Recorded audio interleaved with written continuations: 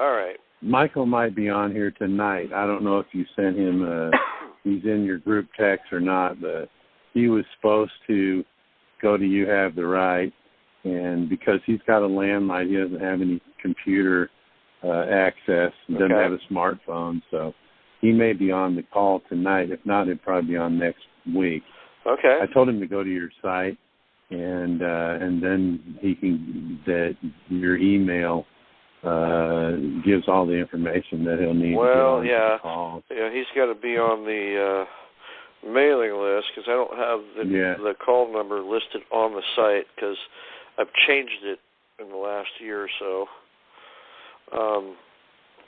So anyway, today is January 19th, 2023, and here we are with Chris. So you guys, want to thank you guys who are supporting the calls here by joining our mailing list at youhavetheright.com and by joining the membership. We have a lot of useful information. A lot of these calls, not all, but a lot of these calls are broken down by subject, and we have them to make it easier for you to learn. So if you could join the monthly membership, it is appreciated. It's not necessary. I am putting these calls up on YouTube as I put them together. I'm not very good at the whole video thing, so it takes me a while.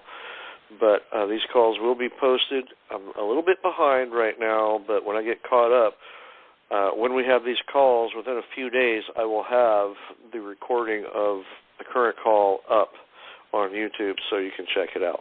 So, with announcements out of the way, Chris, what's going on? Well, yesterday I seen the heart surgeon. He said, man, we don't even need to see you again for another year.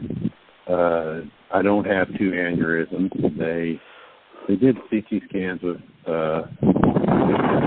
we're having some wind going on here now in the country, up here in the midst of the mountains, but he said that there isn't an abdominal aneurysm. They did a CT scan with contrast. They did an EKG. He said, man, on your valves. Abdominal, you mean in your stomach? Good. Yeah, thoracic is like your chest, your heart, your lungs. Oh shoot! Okay. That's thoracic, and the abdominal is like when you have an abdominal aneurysm, it's generally down low. Right. A lot of times they can go through the vein in your groin and fix stuff, but it's usually around the renal area, around your kidneys. Oh man. But I don't have one down there. He said, man, I don't see nothing down there. All your valves are working well within their range. He said, I can't believe, as good as your heart is, that after 37 years of smoking cigarettes, that it's good. So he said the aortic is 3.8. He said, I'm not even going to talk to you about surgery till it's like 5.5. So you're good. I said, well, what about exercise and stuff? Because I want to, me and my son, we're going to start lifting together. He said, I wouldn't let anything real heavy, like put a lot of weights on. He said, use light weights and do a lot of repetitions. That's the best way anyway. He said, do it like that. He said, what you don't want to do is blow your neck out or blow your face out because it's putting pressure on your chest. He said, other than that, man, you're good. You're good to go. You got a clean bill of health. So that was good. And on the way back from UT, there's a place over by UT. It's called the Body Farm. Oh no. Okay. I know what that is. Yeah. It's some old doctor guy. I don't even know if he's alive now, but you can donate your body to the Body Farm, and they put it out and they use it for, like they keeping an eye on, how long the fly larvae is, and it's for figuring out time of death and things like that under different situations and stuff. If you're really interested in it, it's called the Body Farm. It's in Knoxville, Tennessee, and it's right down there behind the hospital. Anyway, we're rolling out. My wife's like, let's go to Sam's Club. Oh, okay, let's go. And she said, we got there, and she's like, we got to get some more of this flooring. It's about 125 square feet, what it takes to do one of these rooms.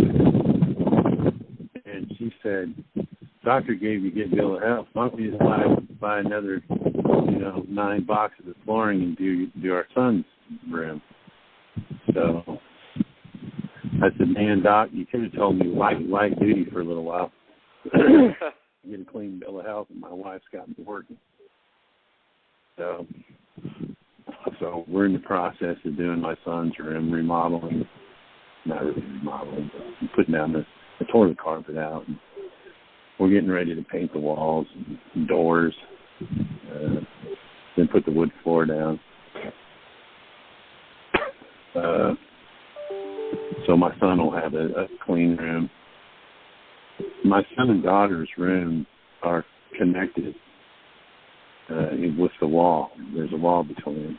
And the doors on each room, when you slam the door open, it busts a hole in the wall. So there was a hole from my daughter's room to my son's room. I fixed that. That's an easy fix, y'all. I don't know. Not to get too sidetracked, but you can take that spray foam and spray it inside those holes. Oh, yeah. And let it ooze out. And then what you do is you take a razor blade and you cut it off flush. Sand it down a little bit, slap a little mud on it, sand that down, let it dry and sand it down, and it'll fix most any small holes. So that's what I did with my daughter's side, a hole the size of a doorknob. So, yeah, now it's time to do my son's room.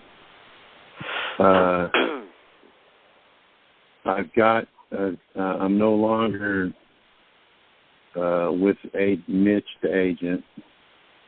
I'm with a guy whose name is. Are you sure? Are you sure you want to give that out? Yeah. Okay. I've been told that I'm approved. Okay. But there's some for the bank, but there's a snag with the IRS and the Treasury agents trying to work that out. So I should hear from him in the next couple of days, I would imagine. So this looks like this is fired up and ready to go. There'll be 20 folks that they've picked out that I'm going to teach first. And then after that, I get mine.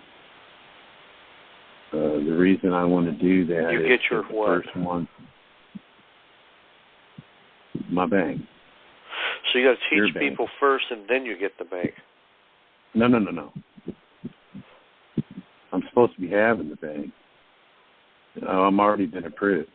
As soon as they get this clarification, whatever's going on between the IRS and the Treasury, I'm good to go. And I can bank almost immediately. But I can start teaching as soon as I get, this thing, whatever it is.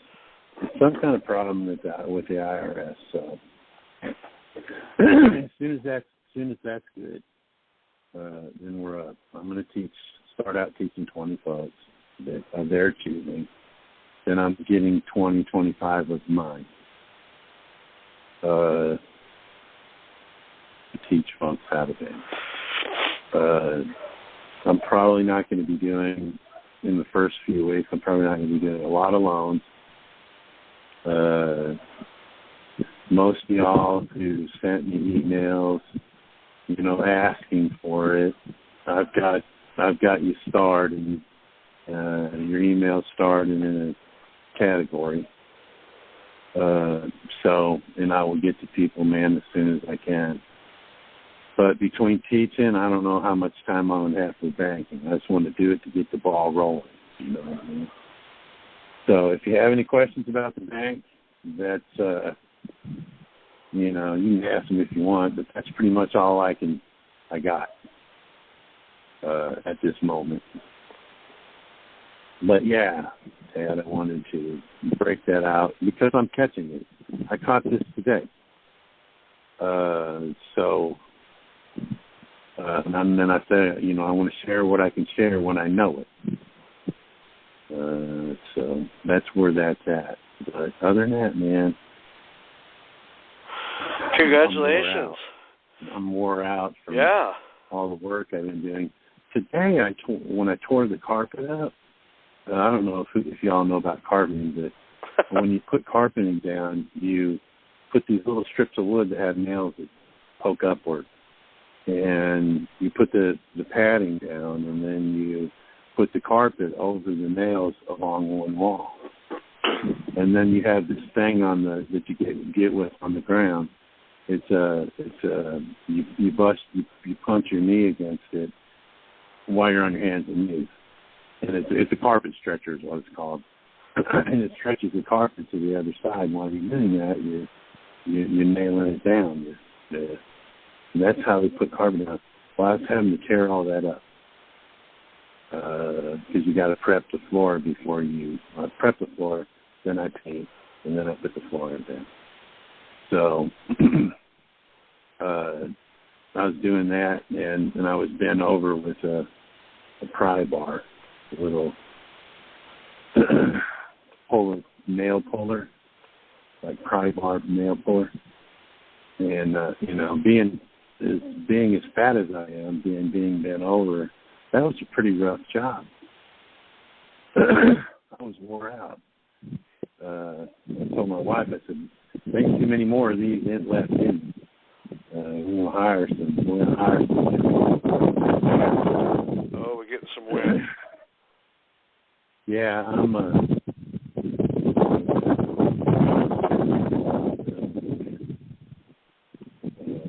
we got wind. It's a great place to live. I'm in the southern part of Cock County, and I'm in the foothills. So high winds and thunderstorms is about all we get. There's no earthquakes or tornadoes. Closest I've ever heard of a tornado of where I live is about 6-7 miles down the road. And it happened back in the 70s. So geologically, it's a good place to be. If a tsunami ever hits the East Coast, the Appalachian Mountains will stop it. So you got that. You got that as a bonus. But anyway. Yeah. So how was you? How you been, Dad? Tell us, how'd your week go? Anything exciting? Everything's just kind of going along steady.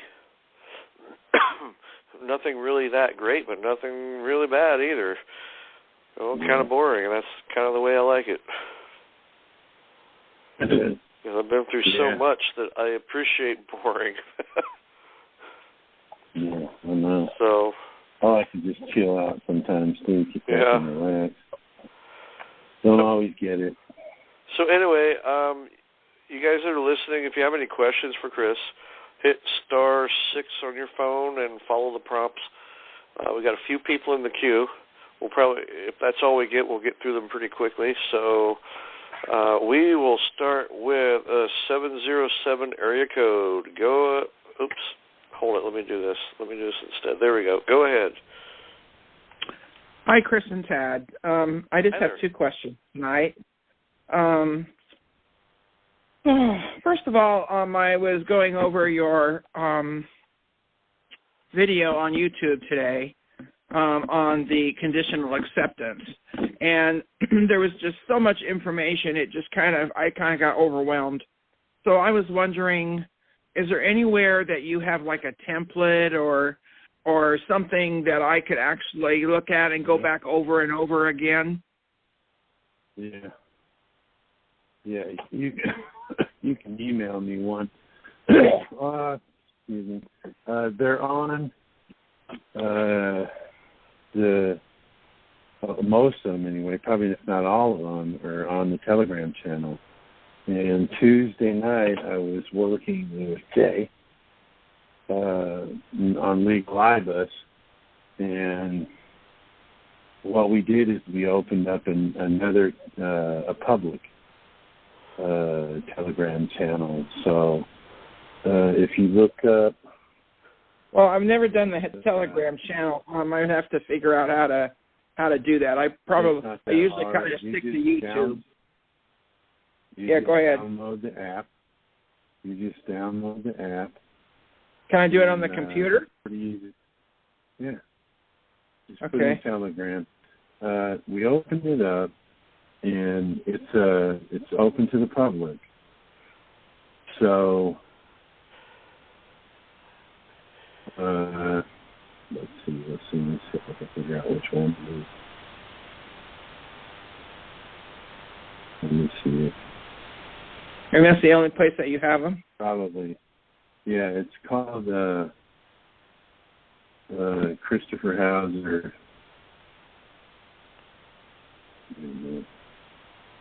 No, that's not it. I'm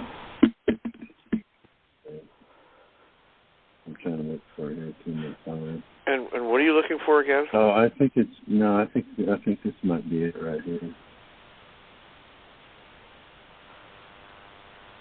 Yeah, I think this is it right here. I should have. Let me see here.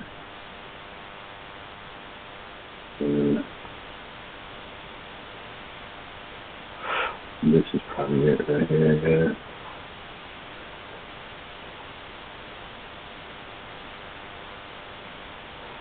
I think this is it. We opened up a public on the Telegram channel, and I'm pretty sure it's this one.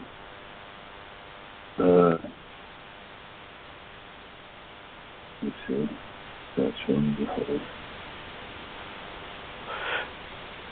And what are you looking for again? It's probably, if you look up Christopher Hauser Study Group on YouTube now, or not YouTube. What is it? Christopher Hauser what? No, it's Christopher Hauser Study Group on Telegram. Okay. There's the big one is over 10,000 members, and it's private. We kept it private. I don't know how private, but this one here you can get at, and it'll link you over to the private channel. You see what I'm saying? We got one for the public, and we got one that's closed to the public. And the one that's closed to the public, you can get in there. I can send you a new link to it. If I send you an email, could you just send me a link? Yeah, I sure could. I could actually just send you some of what I got. I don't even have to go there. You send me an email. Ask for my what situation do you have? I spoke to you I think it was last week or the week before about I sent the 1099A and the OID and the 1096 and blah blah a while back to my mortgage company, and of course they didn't do anything, and they didn't send it back either. So you want to conditionally accept that.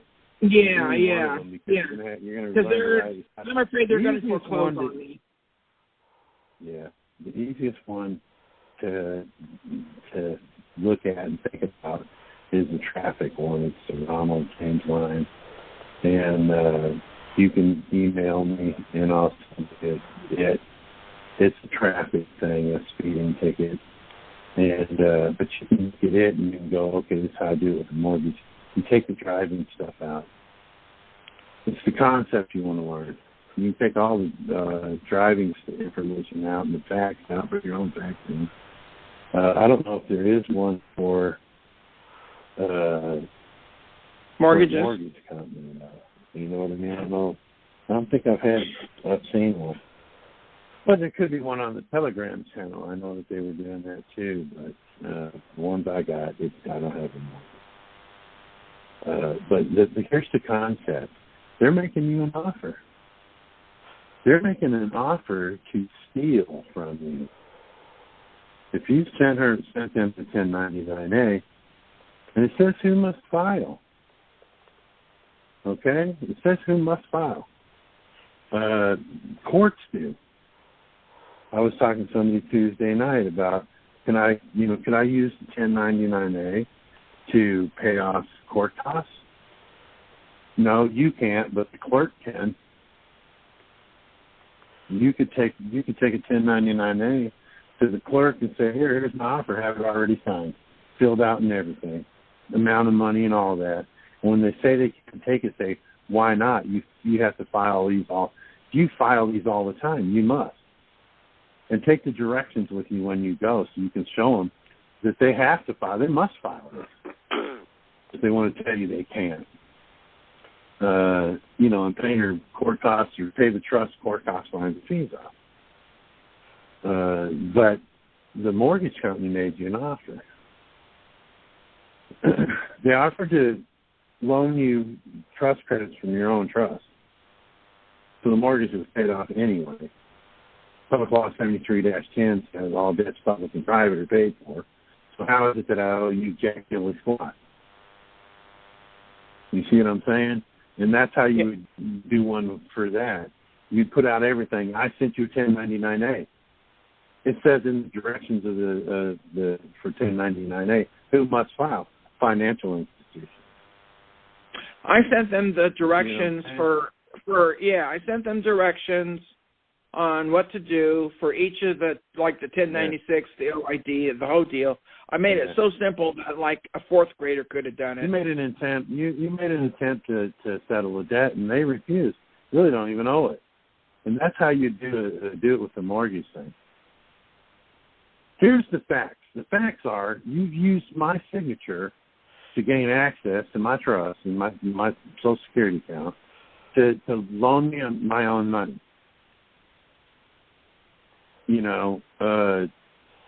How's that make any sense? But you put this in your facts. And then I sent you a coupon that I monetized so you could leave me the hell alone. And I sent you 1099-A. And you refused to send them back to me. And you also refused to not accept them. Yeah, you've accepted them. And so you're writing this stuff in the facts. Because you're sending these people a contract. The facts are the facts. They're going to contractually agree that that's what they did to you, even if it's not. Even if they weren't loaning you money from your own trust, they're contractually agreeing that they did. The conditional acceptance is somebody makes you an offer, and then you tear it all apart. I'll conditionally accept your offer. I'll conditionally accept your offer to foreclose on me, come steal my house. You know what I mean? If you can meet these conditions. If you can't meet these, then you agree that you're contractually agreeing to give me the authority or grant me the authority to create a claim of lien against you. Yeah, I got that part. You've got 10 days. You've got 10 days. Yeah, I got that part. I just you're gonna you want to look at it to see how it breaks down. Send me an email and I'll try and get one. Tad might have them on his website.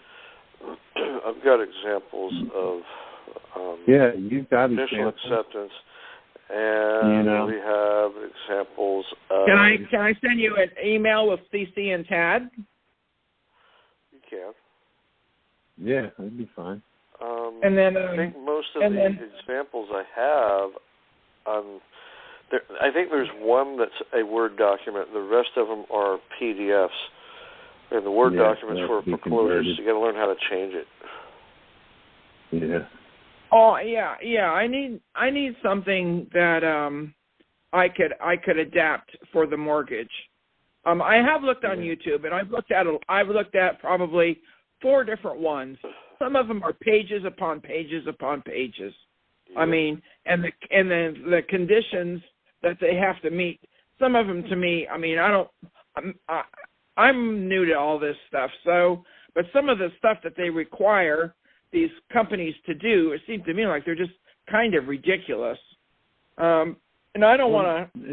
I don't want to. The thing about the conditions are, you can be, you know, it doesn't matter. You're getting these people to accept your contract, agree to it. My friend Muhammad, my murder and Sally Army guy who I was with, I don't know, 4 or 5 months with, he wrote his, made him call in Muhammad. And they made him what? Muhammad. He made in his conditional acceptance, one of the conditions was you have to call me Muhammad. Wow. And the guards and they started calling him Muhammad. You know, here's the thing about the conditions. It doesn't matter if they're ridiculous or not. There's going to be one in there that they can't do. And that's give me an on-ledger and off-ledger account of the trust since its inception, and give me a check for the balance. But see, the mortgage company is acting as a trustee, right? By them doing all this, it's fraud. It's fraud, and it's conspiracy to commit fraud, and there's all kinds of stuff involved. But you're writing the important thing is the facts. This is what you're going to get them to contractually agree is the truth. They're going to contract, and then you're going to have 2 attorney generals be the witnesses that yes, the facts are the facts. They are. This is exactly what they are. Then they're not disputed because it's not headed. It's headed facts, not argument.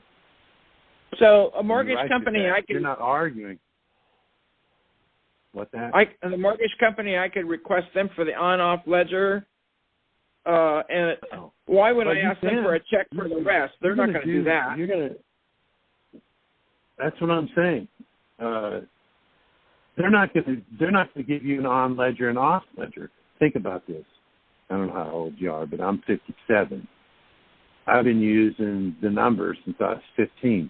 Every time that Social Security account is activated with a trust action, they have to bring me the record of it. They're not going to do that, let alone pay you anything from it. You understand what I'm saying? The purpose of the conditional acceptance is to get them to contract that your facts are the facts. The mortgage company could get you an on-ledger and off-ledger account. It's just going to take them a long, long time to do it. It takes the government. Could you imagine that? They would be bringing your files in here on hand trucks, dollies, stacks of boxes. It's something that they can do and they're authorized to do as the trustee. But why would I ask them for a check for the rest? Because they're your trustees. Your trustee is supposed to do what's beneficial to the beneficiary. Oh, okay. How is them stealing your house from you that you paid for the day you signed the contract? How is that being a trustee, an in honor trustee? It's not. It's called malfeasance of office. Okay, well, I'll send you two an email. I don't want to take a lot of time because I do have one other question, and that was since actually two. I've sent in my 1099-A. So what happens if I send them the conditional acceptance, and meanwhile I get the money from the IRS on my 1099-A? Then do I go ahead and pay them the money because I've earmarked that with the IRS saying that I'm going to be paying off my mortgage, and they're sending me the money. I guess they expect us to follow exactly what we say we want the money for, correct? Mm-hmm. Well, you're going to, that's what the description's about on the 1099-A. Right. So if I put on there that I want the money for the mortgage, and meanwhile, after I send the conditional acceptance, and then say, I don't know, 3, 4, 5 weeks later, I get the money from the IRS to pay that mortgage, then do I go ahead and pay the mortgage, right? The mortgage is already paid. Yeah, but the IRS has given me the money through the 1099-A that I sent. No, they're giving it to me in my trust, in my bank account. The Treasury is giving me the money. The IRS doesn't give anybody money at all. Yeah. Okay. The Treasury. Yeah, right. They're sending it into my trust account. They're taking from your trust account. That's what was took from your trust account. Okay. Trustees are supposed to do what's beneficial for the beneficiary. No, what I'm trying to say let me back up here. Okay, so I send the conditional acceptance now, okay? And then, but I've already sent the 1099-A, like, I don't know. They refuse to accept your payment, right? They refuse to accept your payment. Yes. Right? But at the same time, I just submitted my 1099-A. Acceptance now. You do the conditional acceptance now. Why? Because they refuse. Yes. If they come back later on and they get it, and the Treasury sends the mortgage company a check, well, then you're good. That doesn't mean squat. They still violated the trust. They were supposed to accept payment in any form. So do they keep the money? Do they keep the money that the Treasury sends them from me sending the 1099-A to the Treasury? They pay off the assumed debt. Okay. From your trust. They took the money from your trust to buy you a house, and then you paid the money, and then they turned around later on and used the trust again to pay off the bullshit debt. Does that make sense? Yeah. So I would that would go ahead and get paid anyway. Okay, got it. Okay, that would be clear. That debt would be clear, but they'd still need malfeasance in office. And you'd have a contract 10 days after you mailed the letter out. You'd have a contract. What was your last question? That was it. Yeah, my only other question is, since you have the bank and you said you don't have time to do a lot of loans and stuff, being that I'm in the situation that I'm in, could I send you an email asking possibly for a loan from you if until I can get my money and pay you back? Yeah. Yeah? I'm not paying you back. This bank's going to loan you your own money, and I'm going to get a percentage of it for loaning it to you. Because that's fine. And how soon do you think that might happen? Send me an email, and I will star it, and I'll put it in my starred who needs a loan file.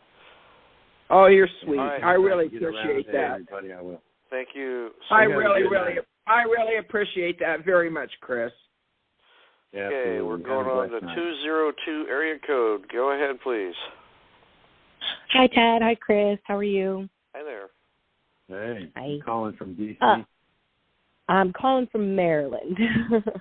It's a D.C. number. Right, that's what you told me last time. That's okay. That's okay, ATF guy. You can join us. You'll probably be out of a job here pretty soon. So my question is that I sent all the lovely paperwork off to my credit card company, Capital One, with all the forms, everything filled out, instructions, all that jazz. And they actually sent it back, the 1099, like everything I sent them, including the letter and a photocopy of like the envelope that I sent them, certified mail and all that. What do I do now? Because I can't do a conditional acceptance if they didn't keep the 1099-A, right? Did they send you a letter? Yes. Why they sent all this stuff back to you? Correct. They sent you a letter. Okay, they're making you an offer. They're making you an offer not to accept the lawful payment. I didn't say legal. I said lawful. Right. You write a condition. This is the stuff you write a conditional. Look at the 1099A is a two-way street. You can either get the stuff, get the mortgage paid off, get the car, or not. But the or not's not so bad. Matter of fact, it's better. This is where you get to learn to write a conditional acceptance. And you can conditionally accept the offer that they made to you was not to accept your lawful payment. This is where you're going to get your facts at when you do a conditional acceptance. It was your job to accept this payment, and you refused it. And according to law, blah, blah, blah laws, when you don't accept the payment, then there isn't a debt. There isn't a debt anymore. You see what I'm saying? Everybody's got such a hard-on for buying a car that they're missing the whole object. The whole object is to get a contract. Right. Right. Yeah. I'm not interested in all that. Yeah. Yeah. Yeah, I'm not interested in buying a car and all that jazz. I'm definitely trying to. I understand the concept of. Yeah. You're hoping that your 1099A gets accepted to get what you want. But when you don't get what you want, then they're being naughty trustees. If Capital One has failed to accept your payment, you don't own it anymore. Get the contract. Because now you have a contract, a lawful contract, saying that they agree they don't owe you. You see what I'm saying? Okay, you don't want to play ball? You don't want to accept this? Okay, accept this then. Send them the conditional acceptance and get a contract. Okay. You agree, Capital One, the CEO, the finance officer, you name all these people in the conditional acceptance. Is there a name on the letter that they say yes. all your stuff? Yes, it's the CEO. Okay, you're going to get them too. You're going to name them too. They made you an offer. Okay. So even though they sent back the 1099A, it doesn't matter. It's just a simple fact. Even though they sent it back, that letter is going to be Exhibit A, or however you tell it in your fax. I see. Here's a letter stating that you can't accept this payment. You contractually agree that you can't accept the payment, and this is what the law says about accepting a payment. Who must file? You gave them a 1099A. Are they or are they not a financial agency or a financial institution? Who must file? Okay. I figured since they sent it back, I wouldn't be able to send the conditional stuff because I already have them all drafted up. So I'm ready. When you got credit through Capital One, you made them your trustee. So all this time they want to be your trustee. Now all of a sudden they don't want to accept the payment. Right. Look, close you can do these contracts with these folks. You can monetize it. You can assign it. You can send it to the Treasury in a contract, and you can keep that back.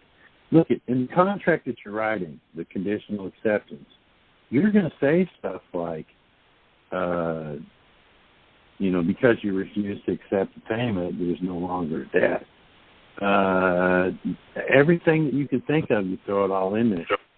Okay. And I tell you what, it's going to seem every time if you've never written a conditional acceptance, it's going to strain you. It's going to stress you. But read them. That's why I say do Michael or not Michael's, but Ron's. Because it's short. It's like 19 pages. I'm sorry. What did you say? It's like 19 pages, 18 or 19 pages. It's not hard. Which one? Look at it and you see that. It'll be. I'm sorry, I didn't hear what Ronald you said. James, It was muffled. It'll be Ronald James Lyons. The conditional acceptance will be called Ronald James Lyons. And it's about traffic. So not only are you going to learn about conditional acceptance, you're going to learn about how you are as a traveler or driver or whatever you want to put it. But you'll read it a couple times, and then start breaking it down. Okay, this thing's broken down into 5 separate things. And I'm going to take their things out, put my things in. And you'll do a little research, and you'll find some laws about banking and financing. And you'll throw that in there. Here, throw it in there. If you check it out, if you wanted to write a conditional acceptance and make up a BS case, you know what I'm saying? It doesn't even exist. Just make one up off the top of your head. A couple names and, what state and all that, numbers. Put it in there. Because they're going to contractually agree that exists. What you said, whatever you quoted in that case law. It's going to be fact. They're going to contractually agree to it. That's the beauty of the contract. These people need to, when you do this to them, they may, and so you can do a conditional acceptance, and you can do the conditions. And you can title them all, or you can set them all under the title of option A. And then your option B, you could do an option B. This is how we're doing it in prison. Agree to accept my payment. You can either meet all these 18 conditions that are possible, but not very likely that you can meet them all. Or you can do option B. That's clear, accept the 1099-A, or cancel the debt altogether. Agree that I don't owe you. They're going to contractually agree to that. When they don't, contact you in 10 days with all the conditions met. Right. If you want to do a contract with the Treasury and monetize it and all that, but you can use it to get them to do something like that, why not? Right. The conditional, there's many lessons to be learned figuring out the conditional acceptance and how it works. Okay. I hope that helps. And then I just have one other question too, and then I will leave you be. I have a child support case hearing that's coming up, and I'm wondering, this is the initial portion, the starting of it, nothing has been done yet. And I know you can't give legal advice because I plan on doing the whole conditional acceptance and all of that. There's nothing legal about child support. Nothing legal about it at all. I'm experienced in child support because I spent, my first adventure into that was in 1986. So I know quite a bit about it. There'd be a few things. Are you the custodial parent? Not anymore. Okay. There's still a minor involved, right? Yes. This isn't about arrearages, and so now they want to hit you up for child support.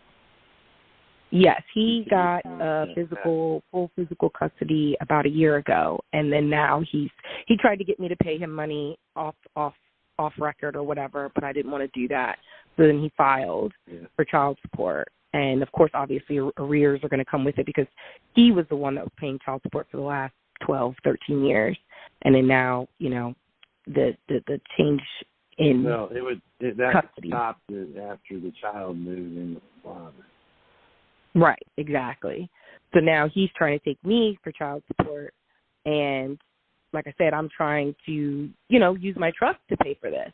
I don't want it to come out of my, regular income. So I actually did look through your conditional acceptance that you have for your child support case that you did. I actually have read it, not entirely. I'm still going through it to create my own. And I just didn't know, like, should I even enter into the court at all, or do I just go along with everything until they send me something for payment, and then I start the process? They sent you something in the mail, like a letter. Did you get a summons yet? Yes. Okay, and you signed it. I signed it? Is that what you said? Yeah. No, they just sent me a letter saying that I got a court date. Okay, but that's all they did is send you a regular letter saying there was a court date. Right. That's not a proper summons. That's Okay. not a proper summons. They either have to send it to you, certified mail, return receipt, or they have to give a cop, or around here our constables do it. Every district has its own constable in the county, and he's elected. So it's someone who lives, around, your constable. Mhm. And they usually serve summons and stuff like that. Sometimes they give them send a process server who brings the summons out to you. They can't send it to you in the mail. They couldn't hold you in contempt of court or issue a warrant for you if you don't show up, because that could have got lost in the mail. Okay. Right? And think about this, the postal rule. Right. That's why you get a summons in the mail, certified mail, because they get you the contract. You don't have a contract up here. So if you want to do the first one, that'd be fine.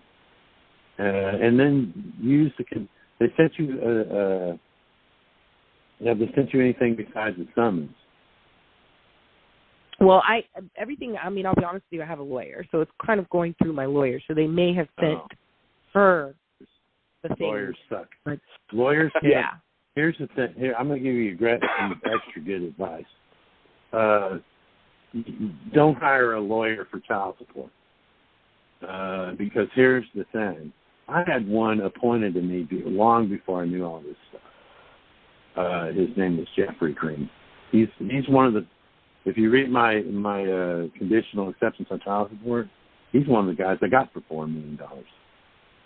He came to the child support. I told him, I said, look, I need some kind of representation. So they, for an administrative hearing, the county paid for a public defender. Jeffrey Green was a public defender at the time. Now he's the county attorney.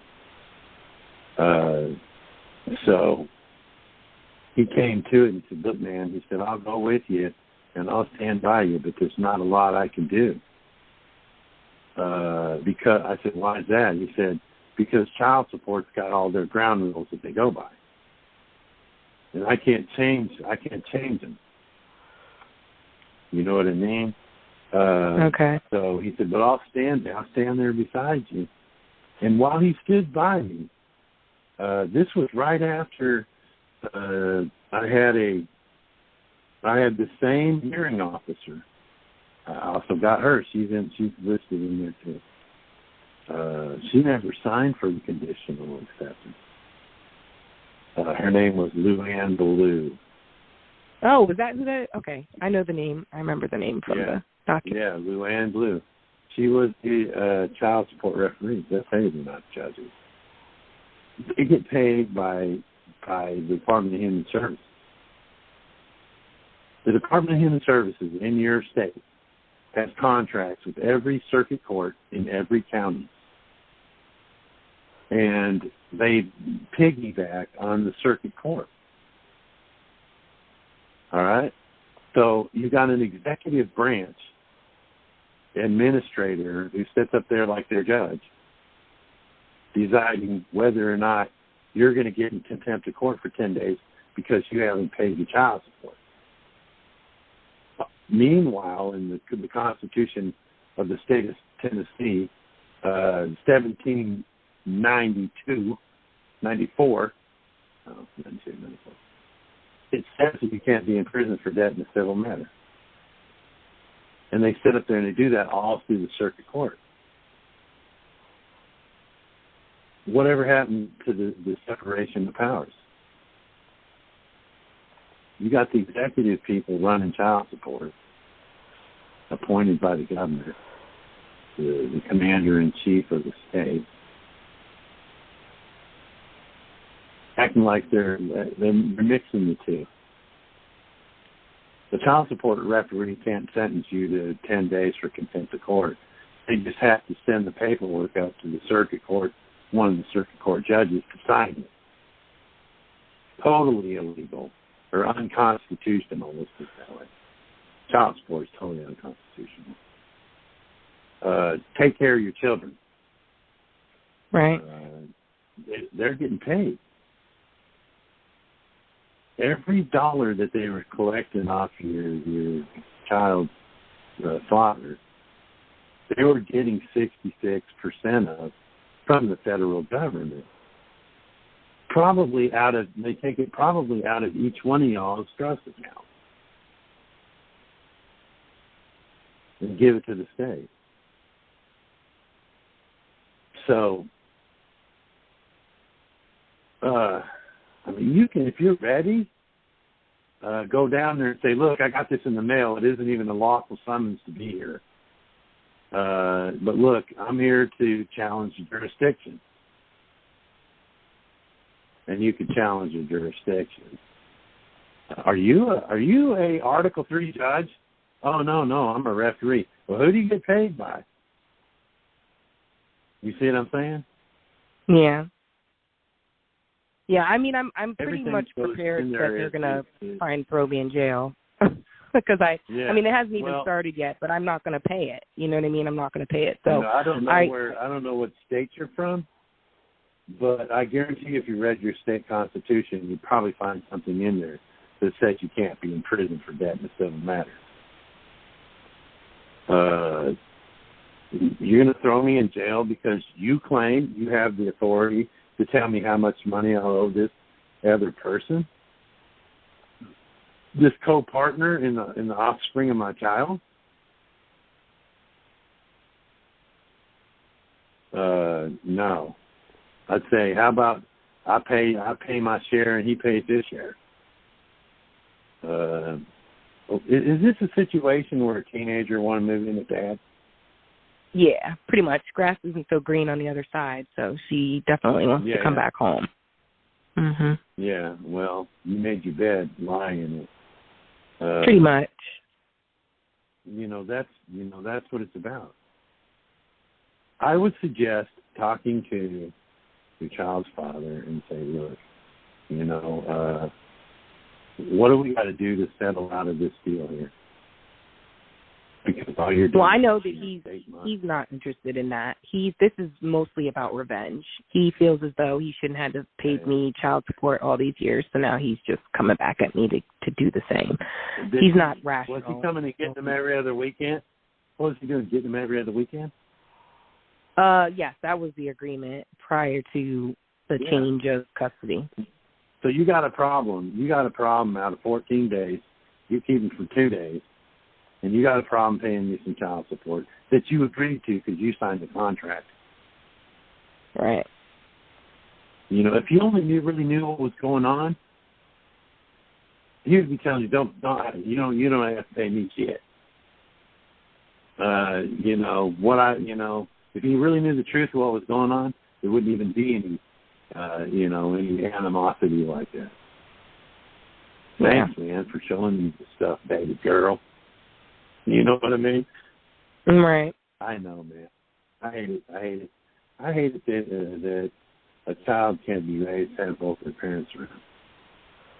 I know. I was alienated from my children, and I paid child support, and I was pissed off about it. And you know what I did? I ended up leaning 12 million people, or 12 people for, $4 million apiece. My ex-wife told lies on me in court. Committed perjury in court All because of some vengeful shit. And I don't know why when I stand her out the ass in child support. So I understand how he feels. But I agreed to do that.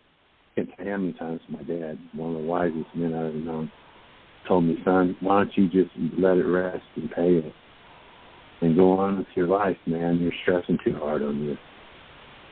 You're fighting too hard. Why don't you just freaking throw in the towel and walk away and get some peace of mind, Some of it was vengeance.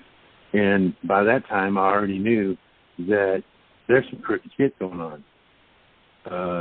Toward the end of my fight with child support, I was reading the Child Support Act. That's where I learned 66% the federal government reimburses each state's general coffers. You know who gets paid when the state government shuts down, runs out of money, shuts down? You know who gets paid first? Judges.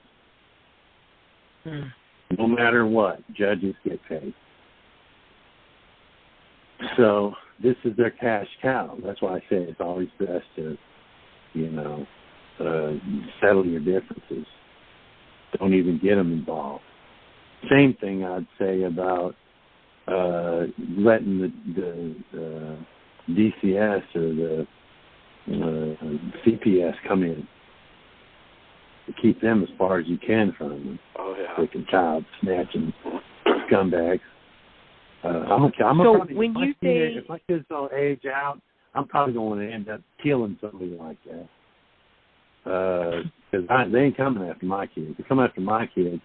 I already know they'll come and arrest you and keep you and not give you any warrants or anything like that. Keep you, no trial and shit. I already know that they'll do that.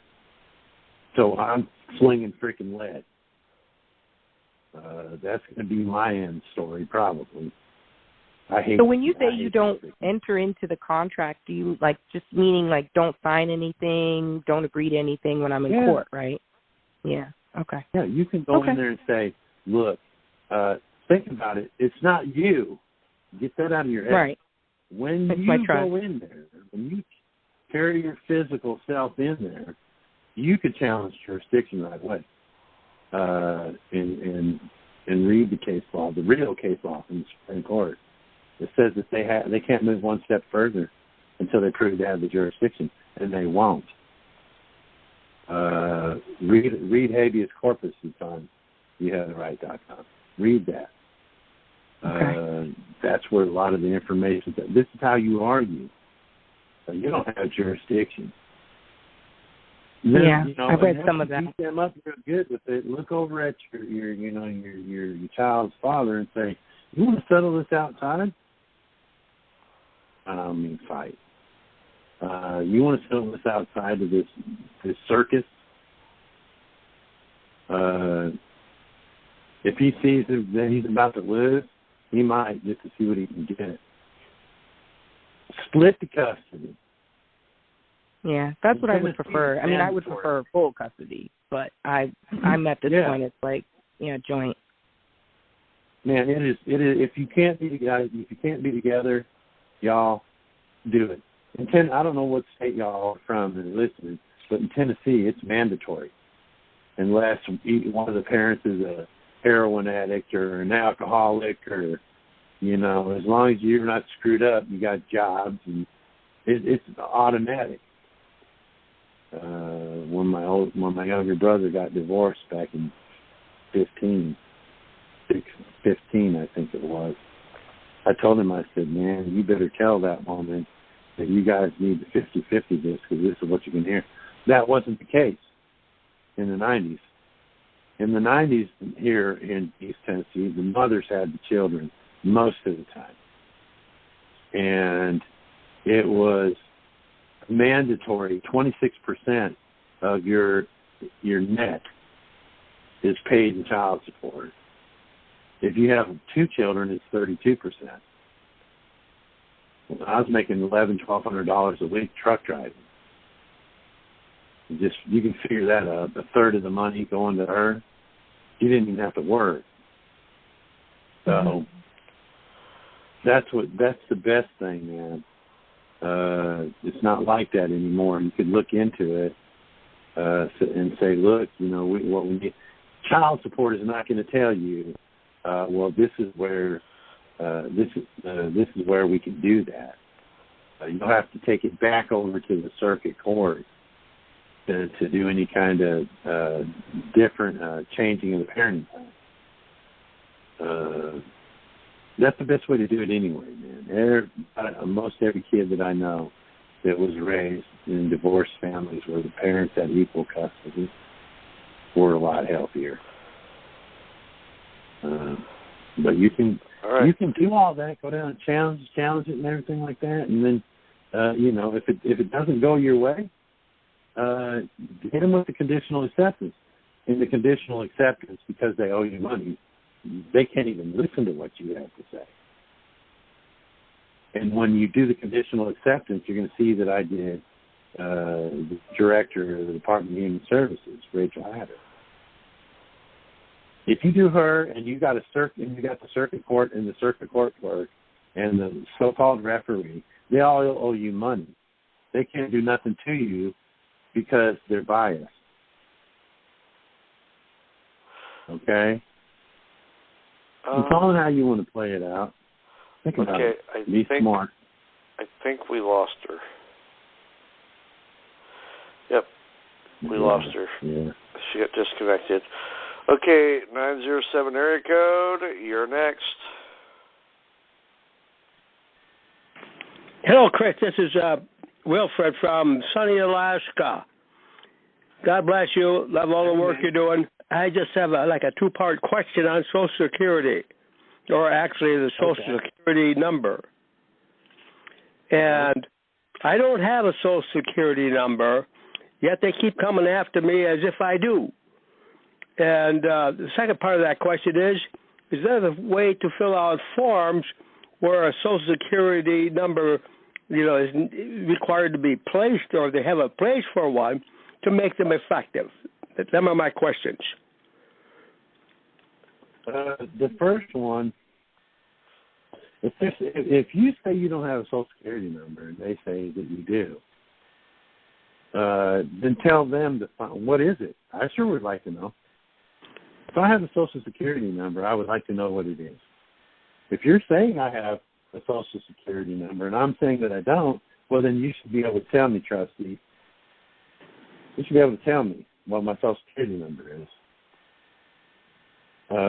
That's how I do that. And now you're talking about forms where there's a spot for the number, and what was the rest of that?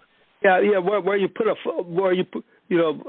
Social Security number and this line right here on a particular form, regardless where it's going to, and it looks like it's a required spot. What can I put in that particular spot to make these forms effective for me? Well, if you don't have, they're asking for the trust number. If you don't have one, you can't put one in there. Well, that's what I've been doing. And you just leave it blank? And I've been leaving them blank, yes. And so we're moving along okay, but I've just did some things with the U.S. Treasury, and, of course, I don't know how much time they require, it takes for them to respond, but I was just want to be prepared should they respond that I know what to do. Yeah. There's so many people that haven't gotten Social Security numbers for their children, and I say get one, get a trust.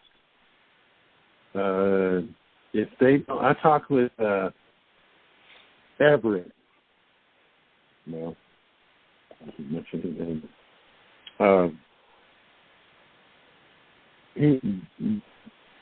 They recently applied for their Social Security card. He hadn't had a Social Security card in 45 years. But he doesn't even remember the number. When they're doing it, and after he broke his fell off a roof and broke his back. Now he's trying to get it. He'll get a new card, new trust. But he's not, by not have paid, this guy hadn't paid it. Hadn't used the Social Security card in 45 years. Yeah. And you know it. Ain't nobody paid into it. Or taxes. So don't tell me it can't be done. This guy is like a master, a jack of all trades. And a master of many. And this little guy is, when he gets it, he's already like 68 years old, 68, 69 years old. I have seen people that were like incarcerated, and they get some paperwork, and it's the Social Security layout, but it's all X's. Is there any significance to that? I don't know. You probably put X's on them all. You probably put X's on them all. You know, yeah. if you've done 5 years in prison, if you've been locked up 5 years, you're eligible for Social Security disability. There's a lot of people come out of prison and apply for Social Security disability. Well, they figure by 5 years in, you've been traumatized. You're PTSD and all kind of crazy stuff. So they'll give it to you. That's very interesting. Thank you for saying that. All right, so does that answer your question? But yeah, I'm good. I'm getting the concept, and I'm going to be okay. And God bless you all, and we'll stay tuned in and just plug along like all the rest. All right, thank you. Yeah, blessings from the lower 48. Okay, 720 area code. Go ahead. Oh, you sound like you're way far away. You know, switch microphones or headset or something. Can you hear me? Is that better? It's better, but you're still way far away. Very, very faint. Okay. I'm getting yelled because I had to borrow someone's phone. My phone is broken. I could put you on speaker. Try it. Is that better? Much better. Go ahead. Oh, okay. I'll leave it on speaker then. But first off, I just want to say to Chris, thank you so much for everything you're doing and giving from your heart. Get close to the microphone. It's greatly appreciated. Well, you're welcome. Okay, I had a couple. All right, cool. There you go. I had a couple questions. I've just started. I found out about you, and I signed up on the site just a few days ago. So, and I've done some conditional acceptances in the past through through arbitration and Eon, and I got an award for it, an arbitration award to take to corporate. They won't verify it. I'm assuming that's something I can convert into. I'm not familiar with all the terms, but to convert it into the Treasury to get the money for that award. And so I think so, man. This is. I'm wondering. You guys get awarded. Yeah, go ahead. Finish that. I'm sorry. That's okay. Yeah, I'm kind of overwhelmed like the other lady was with just all the information because I've done a lot of studying in the past, but there's how everybody has their own ways and stuff. But yours seems to make the most sense because we're the beneficiary, which makes so much sense. And so if I have an award, I know there's a way to convert it into a bond because it's I can do that. I just don't know yet everything on how to do that. What would you suggest I learn to how to do that, I guess, is my question. Yeah, I mean, it would be like these $100 million bond guys and other folks with other judgments and things like that. It makes sense to me to monetize the back of it, assign it to the Treasury and contract with them. That would be the angle I'd probably go with it. Because that's what this is going to end up being. Where you take something that's easy to do is take your birth certificate. It's a bond, a copy, a certified copy. I have one now. Monetize the back of it and and have the Treasury collect it for you, collect a percentage. It's possible, and that's how I do it. Monetize it back, assign it to the Treasury, and then contract with the Treasury to get them to collect. You got 45 days. Okay, 40. Yeah. Okay. And you can probably do that with any amount, even something under $600. Well, I don't understand. What do you mean with any? This may be even as simple as sending it to one of the offices, like a remittance. You hear me, Ted? Yeah. You may be able to monetize it and send it to the remittance office. Say, hey, here's this. Send it with a contract to the remittance office. That could be where contracts are even going. I don't know. That's what I would do.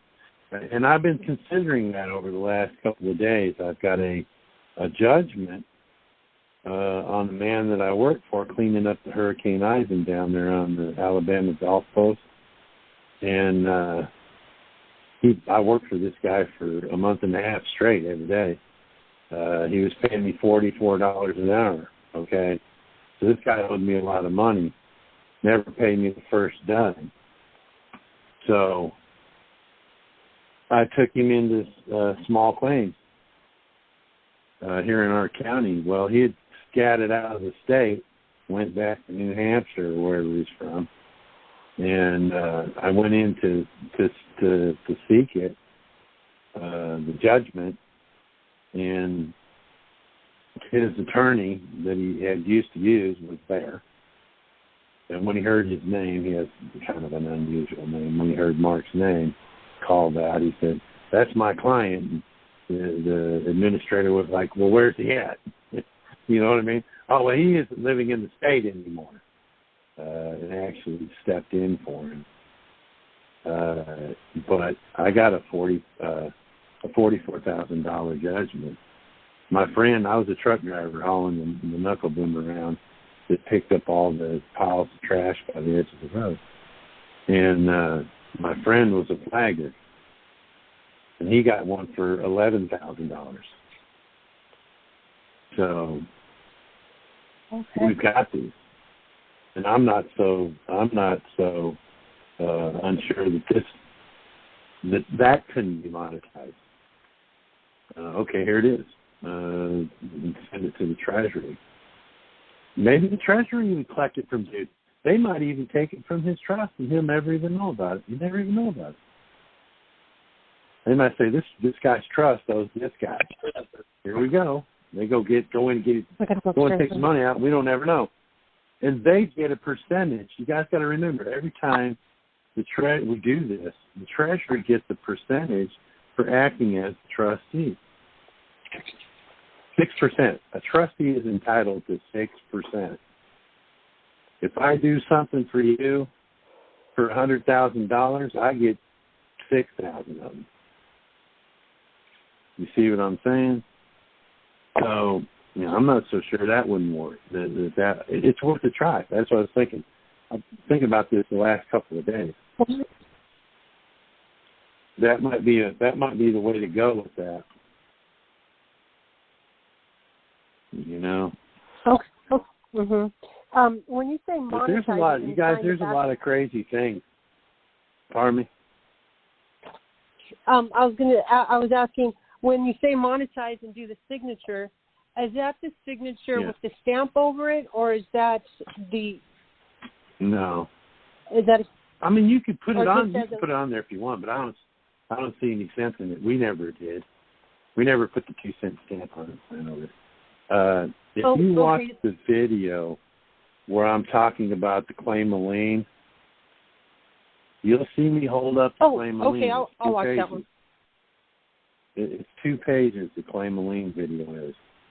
And what I do is I turn the second page over, and there's some writing on the back of the second page.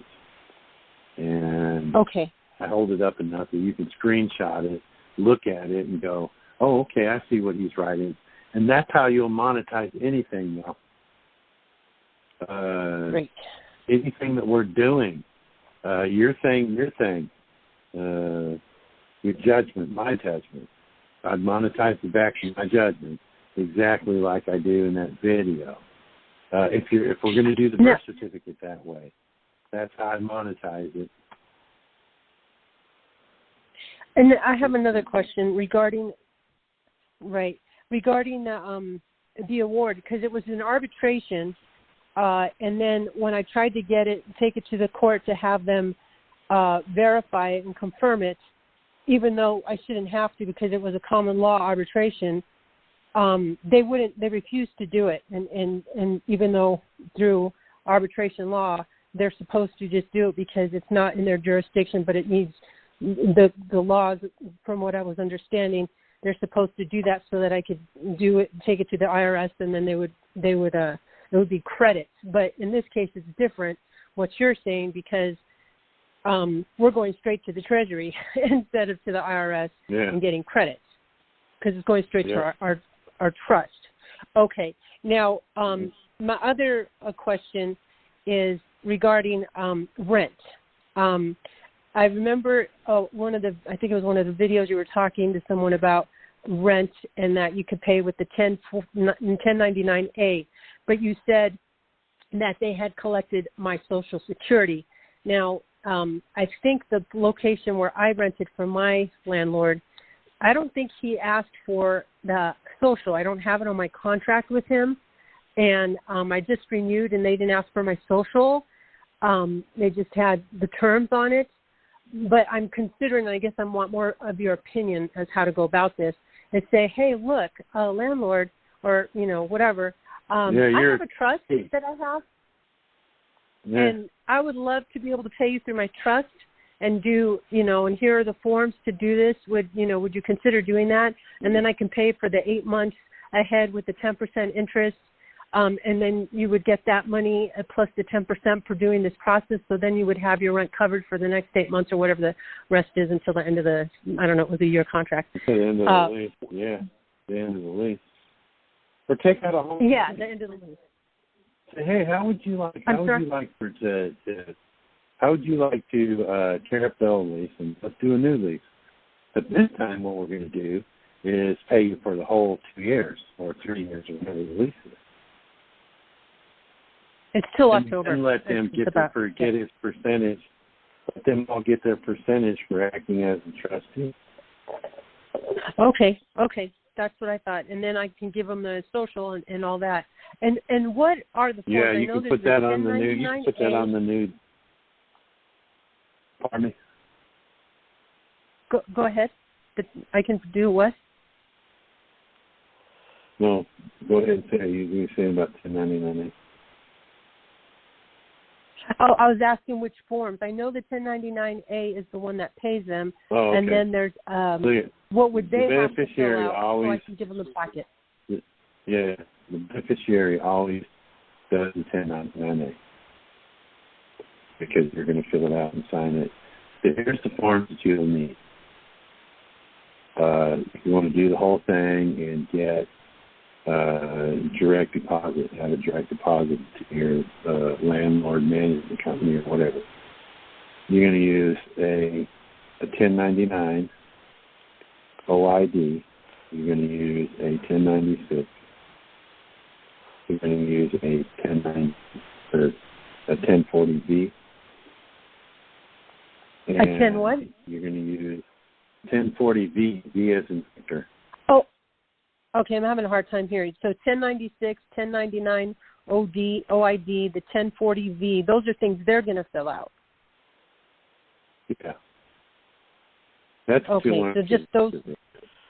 How to fill it out. And then there's an 88. Okay. There's an 88, 48. Okay. And then there's an 8281. You have to do the 8281 if you're going to do the OID. Anytime you send the OID in, you have to do an 8281. Those should be all the points you need. Okay, and those are all the forms they're going to fill. I just need to sign the 1099A and like give them permission to access the account. Yeah, and you might want to learn how to do the trustee's job. You might want to learn how to do the trustee's job so that you can help your landlord fill the paperwork out correctly. Okay, That's how I would do that. But you could do the 8 months. You could do the 8 months and finish out your lease and go buy you a house somewhere. That's what I was planning on doing. I'm just not there yet. I figured I'd get care of the rent because I have no money right now, and then start looking for a house once I get that situated. That was from what I understood in the past few hearings. Okay. 8 months. 8 months. And 8 months ought to buy you some time to buy a house. I need to buy a house. Cool. Sounds good. Okay. Now, really quick, where would I go to learn how to do the trustee thing specifically with these forms? Is there a video or somewhere? Yeah, you can do. There's my videos. My videos explain them, except for the 88, 88, and the 82, 82, 81. But if you look at those forms, they're pretty self-explanatory. Okay. Thank you. Read the instructions too. For every one of these forms that you're going to download, the 1099A, the 1099 OID, and the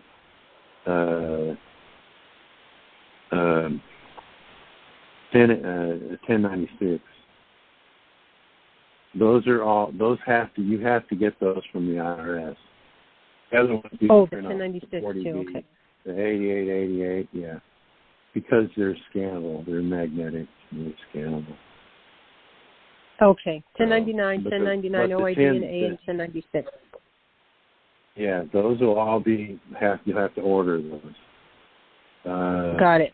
But the other ones you can print off. The pay voucher, that 1040V, and the 8888, and the 8281. Those you can print off. But these are the instructions. Okay, I will. These forms, because what you'll be doing is, if you do this with your landlord, you'll not only be learning the beneficiary side, but you'll also be doing the trustee. Now you can do this for other folks. You see what I'm saying? That's what I was thinking about. Yep, I was thinking of helping other people. Yeah, then you do your part. So does that answer your question? Yes, thank you, Ted. Okay, all right, thank you. We go to 509 area code. Go ahead. Hello? 509, go ahead. Yeah, this is Sherry Elizabeth. And, Chris, I wanted to thank you for everything, as everyone is. And I'd like to know that when you made that video of you with your friend in front of the county people, was that a special hearing you had to request, or was it just, how did that go down? Well, that happened. That was Everett. He's the one that fell off the roof there a few weeks ago and broke his back. I was talking about earlier on the call here tonight. What that was is it was a permit board, like building inspectors. Okay. And my friend had this building in Greenville.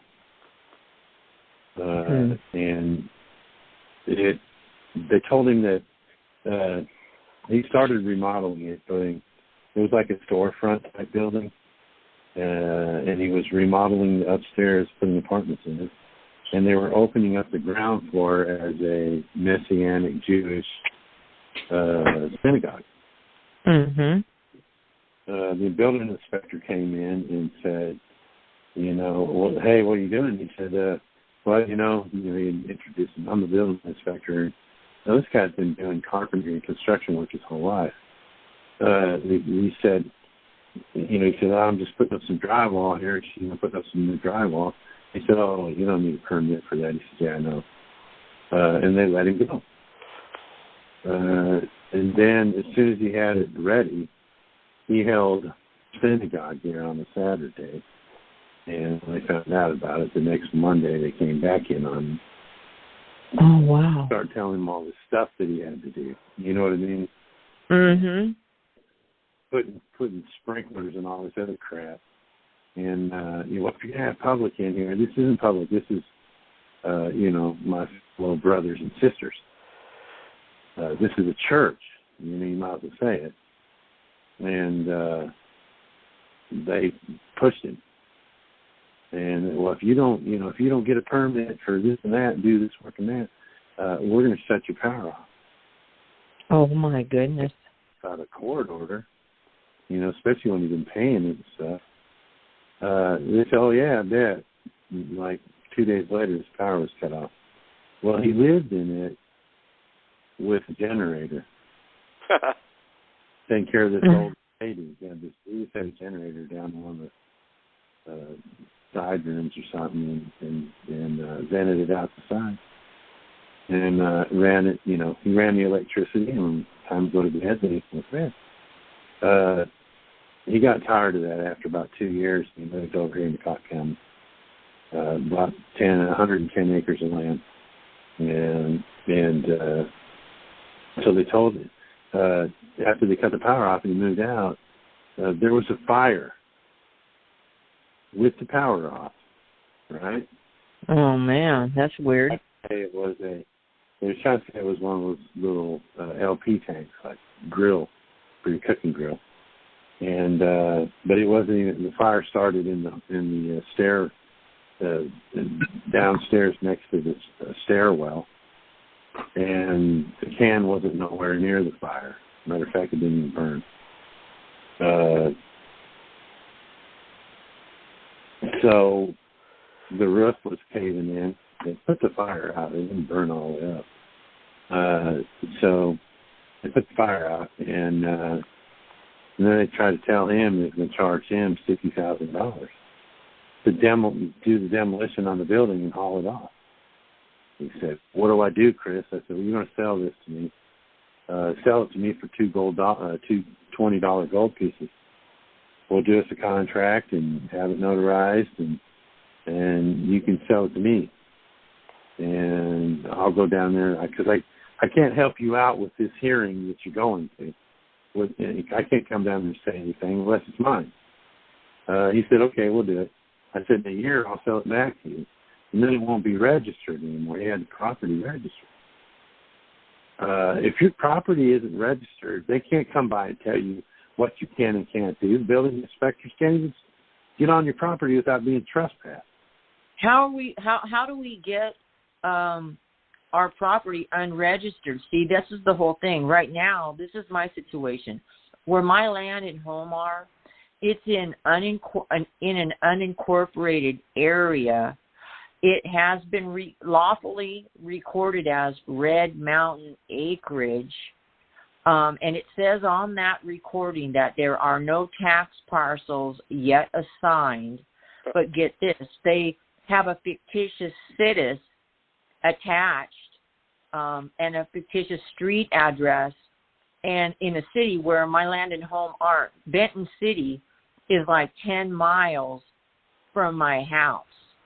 I crossed the river, and West Richland is 4.5 miles the other way. So we are literally in a rural township, an old railroad township.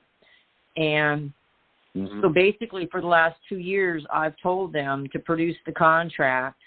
They haven't, and I found a constitutional violation. They were trying to jack us through the mosquito tax. And I sent a letter to the prosecuting attorney, the sheriff, all of them, and telling them that there was a constitutional violation. I even went to the state auditor, and she did nothing. So I turned around and I filed a $57 million lien against her and $57 million lien against a couple of the county commissioners. And I did all this for the people of the county. It wasn't for me. It was for the county landowners. And so still, the prosecuting attorney, all of them, none of them have ever really responded. The assessor never sent me.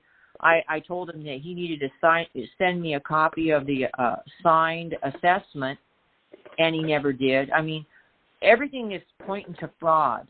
Like the citizen. Did you do a UCC1 lien?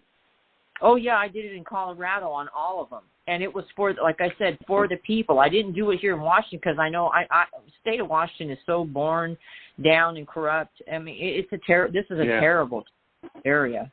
And the Secretary of the State, Secretary of the State getting down. So the Secretary of the State didn't get down on you? No, because I'd already told Kim Wyman in 2019 that. Okay, sorry. So you could not file the UCC in Washington? I didn't bother because, see, Colorado is the hub for the entire West Coast. That's what I learned. The reason why you couldn't file in Washington if you had that problem is partly due to me. Back in 2009, I filed a $200 billion lawsuit against a bunch of corporations and law firms and individuals. And shortly after that, they said, you can't file unless you got a court order. Yeah. These that was guys part of the Tim Turner process, so a lot of people were doing that. Right. Well, this is the thing. Right now, have you heard of this? Okay, because, see, this is very, very serious here. Right now, under RC, and this is still valid because I ran for city council in 1995. I tried to expose the Kennewick Police Department because they had cops operating under a real name and a fake name. And one of them was dumb enough to stop me one morning when I was on my way to work with my daughter. And I investigated. But anyway, RCW 981-100, okay, that is an election law requirement. Okay, it's a loyalty oath to the people of Washington. You have to affirm that you are not a subversive person. This whole thing was put through right before they found out that the attorneys and all that were a criminal conspiracy against the people. And so this goes back to like 1952. I'd have to whip out my RCW book I've got that still has it because I got them from 1992. But anyway, so see, this is the thing. When I ran for city council in 1995, Bobby Gagner, the auditor, refused to allow me to file that affidavit. She threw it back across the table. I mean, goes, I'm not going to take that, but I'll take your filing fee and your application form or whatever how you call it, your filing form. And, you know, what that meant to me was, wow, she must still be mad because I beat the prosecutor. They're all still angry at me. And then anyway, I realized that, wait a minute, because they tried to say they repealed this, Tad, Chris, everyone that's listening. They tried to say they repealed RCW 981-100, and they can't do that because that would be a violation of 982-020, levying war against the people. Very, very specific. Mm-hmm. And the only way, and it still would come back to them violating and doing treason and levying war against us, because they would all have to legitimately be in office in order to repeal anything. And none of them have complied, none of them back then, because they tried to say in 2003 they repealed that RCW. But that's session law. And there's just no way that they could have done that. Anyway. So have we addressed your issue? I'm sorry, yeah. Well, you got liens. No, I don't think we really have. Okay. Look at here, you got liens. You got liens, and that's cool. Yeah. How do I get it out unregistered? But this, they dropped they tried to send me the next tax bill, right? Well, they removed the mosquito tax. So they're going to I just want to, what my main thing what I want to ask is, how do I get them to remove that address isn't even part of my land. Okay, I'm going to tell you. Here's how we did it. If you think about the first video, what I did is me and him contracted, two people contracted. He sold it to me for two $20 gold pieces. I'm going to own that. I constitutionally own that building now. Now, at the end of February, they may try and send him a tax bill. Oh, we got to pay the taxes here, right? He paid them last year. After he sold them to me, he paid them. I said, you don't have to do that, but whatever. Well, no, I want to pay him just to be straight. Okay. But what we'll do is probably sometime around April or May, I'll sell it back to him for two $20 gold pieces. Because see, right. We got a contract. We got a contract that I own it. Once I own it, it's not registered anymore. They may think that it is by sending him a tax bill, but he'll be able to go down there and say, "Look, I got a contract right here. I sold this to this guy, a year ago. I sold it to him in 21. You can't tax me for land for property I don't own." And because Mr. Hauser didn't register it after he bought it, I can now sell it back to him.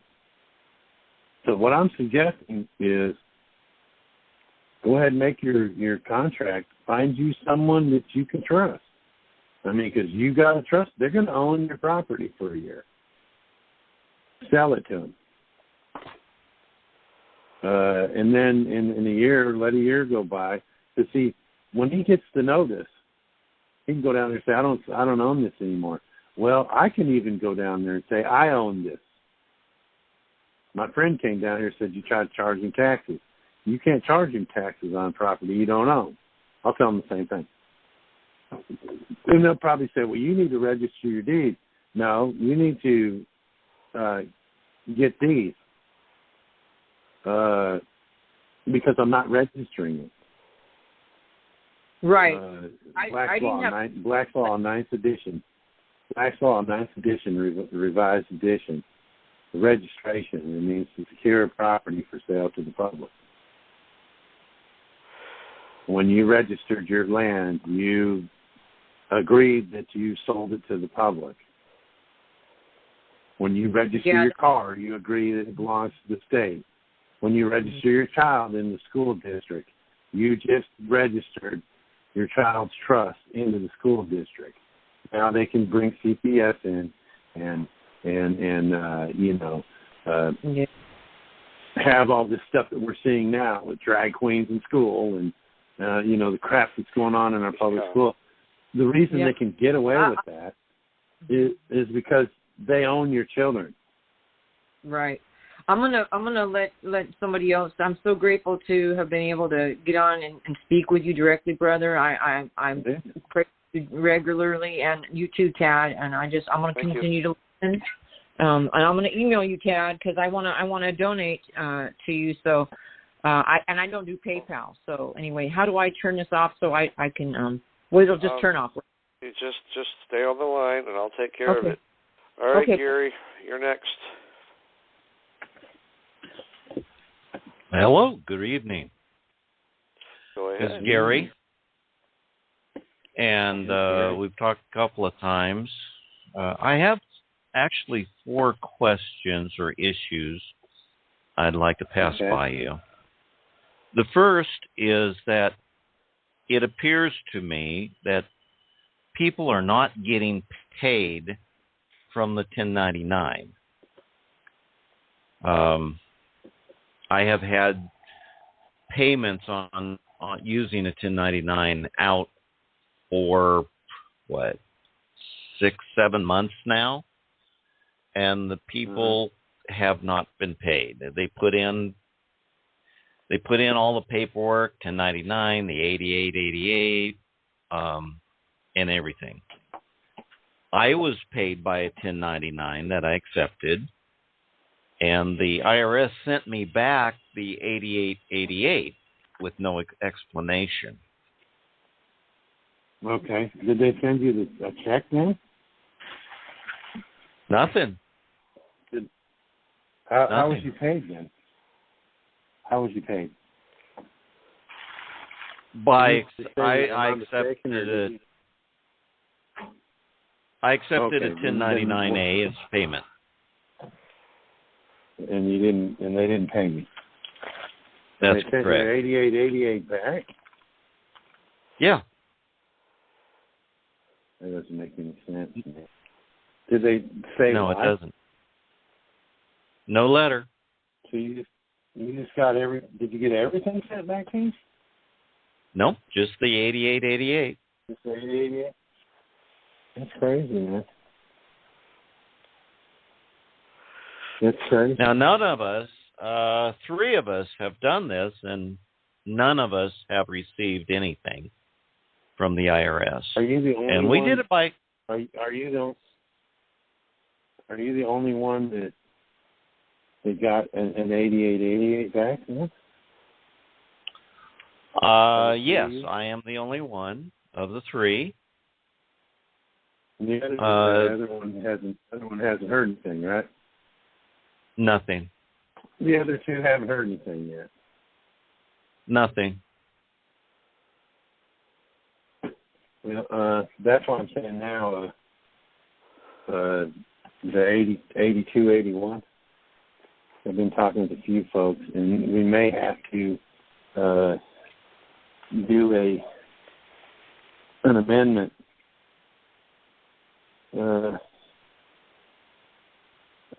Some of y'all are familiar with the Jarretts, right? They're doing this stuff and got held in contempt of court a few days ago, and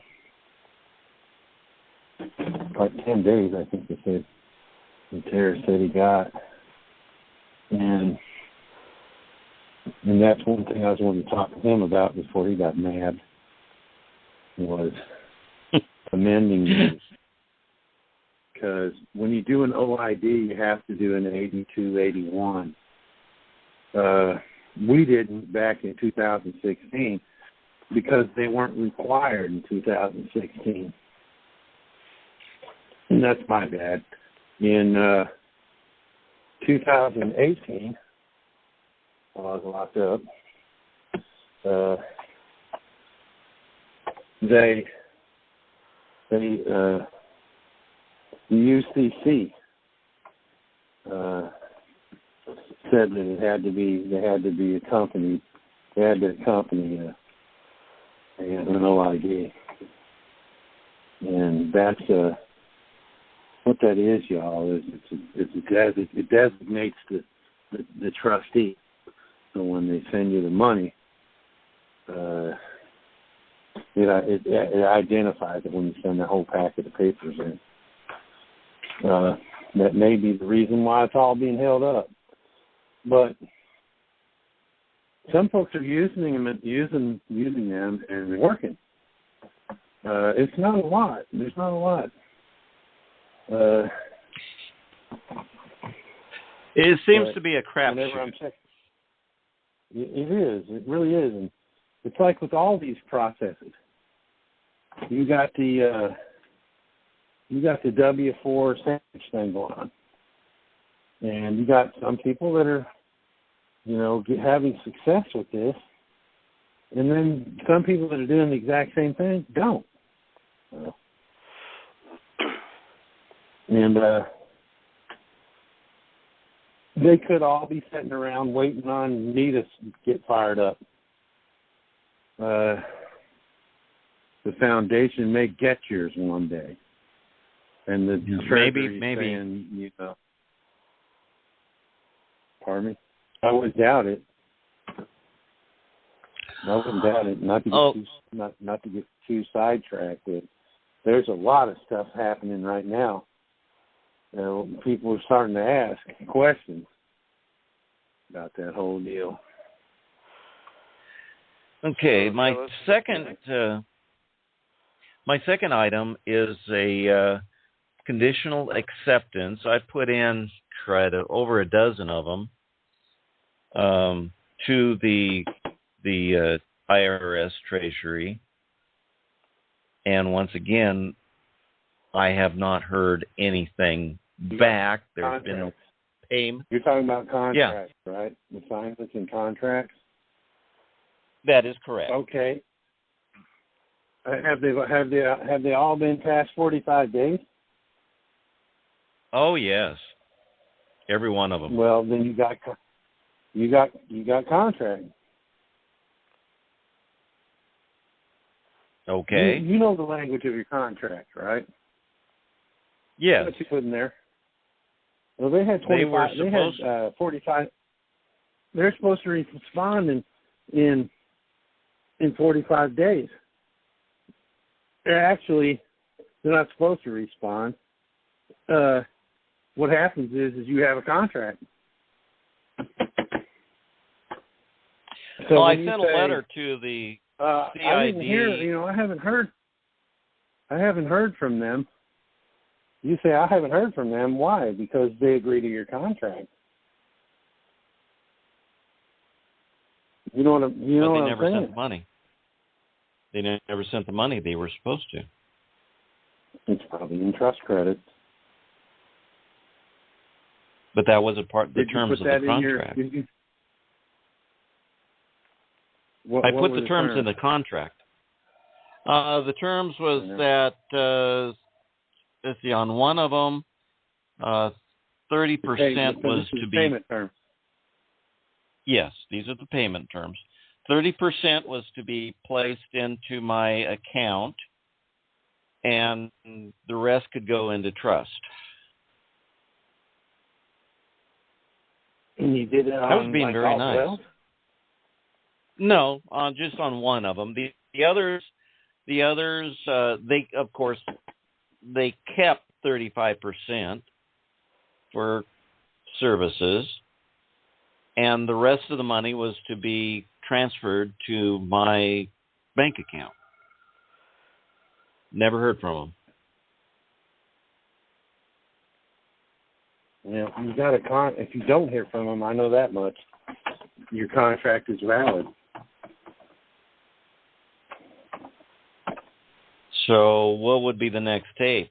Try to talk to them about, hey, we have a contract. Contact them. Hey, why haven't you put the money in there? Or did it all go to it? They might have put it there anyway. Oh, we didn't care what he said. We'll put it all in the trust credits. I don't know I kind of know what you're talking about, If you used our method or our format, you got a contract. Yes, I did. Why they haven't sent your 30% or your 65% into your bank account, I wouldn't know. But I do know you have a contract. They haven't disputed it, have they? No. Well, then you got a contract. I don't know what to do with the contract. Do I? Well, right now... So I can bring charge... No, actually, what you are is a secured party. You're a secured party. You know how much they owe you. Well, the only place they can put it at is in your trust. That would be your argument. I don't know why you didn't send the 30% to my bank account like you're supposed to do, but I can only naturally assume that this money's in my trust. You didn't dispute the contract within the 45 days, therefore you accepted the contract. Am I still here? Okay. Yeah. All right, so... let's go on to the next one. Quickly. My Social Security account. We've talked about it. I'm 67. And I have not ever used the Social Security account for benefits. Since you turned 65, is that what you're saying? Correct. You've never used your Social Security account at all? No.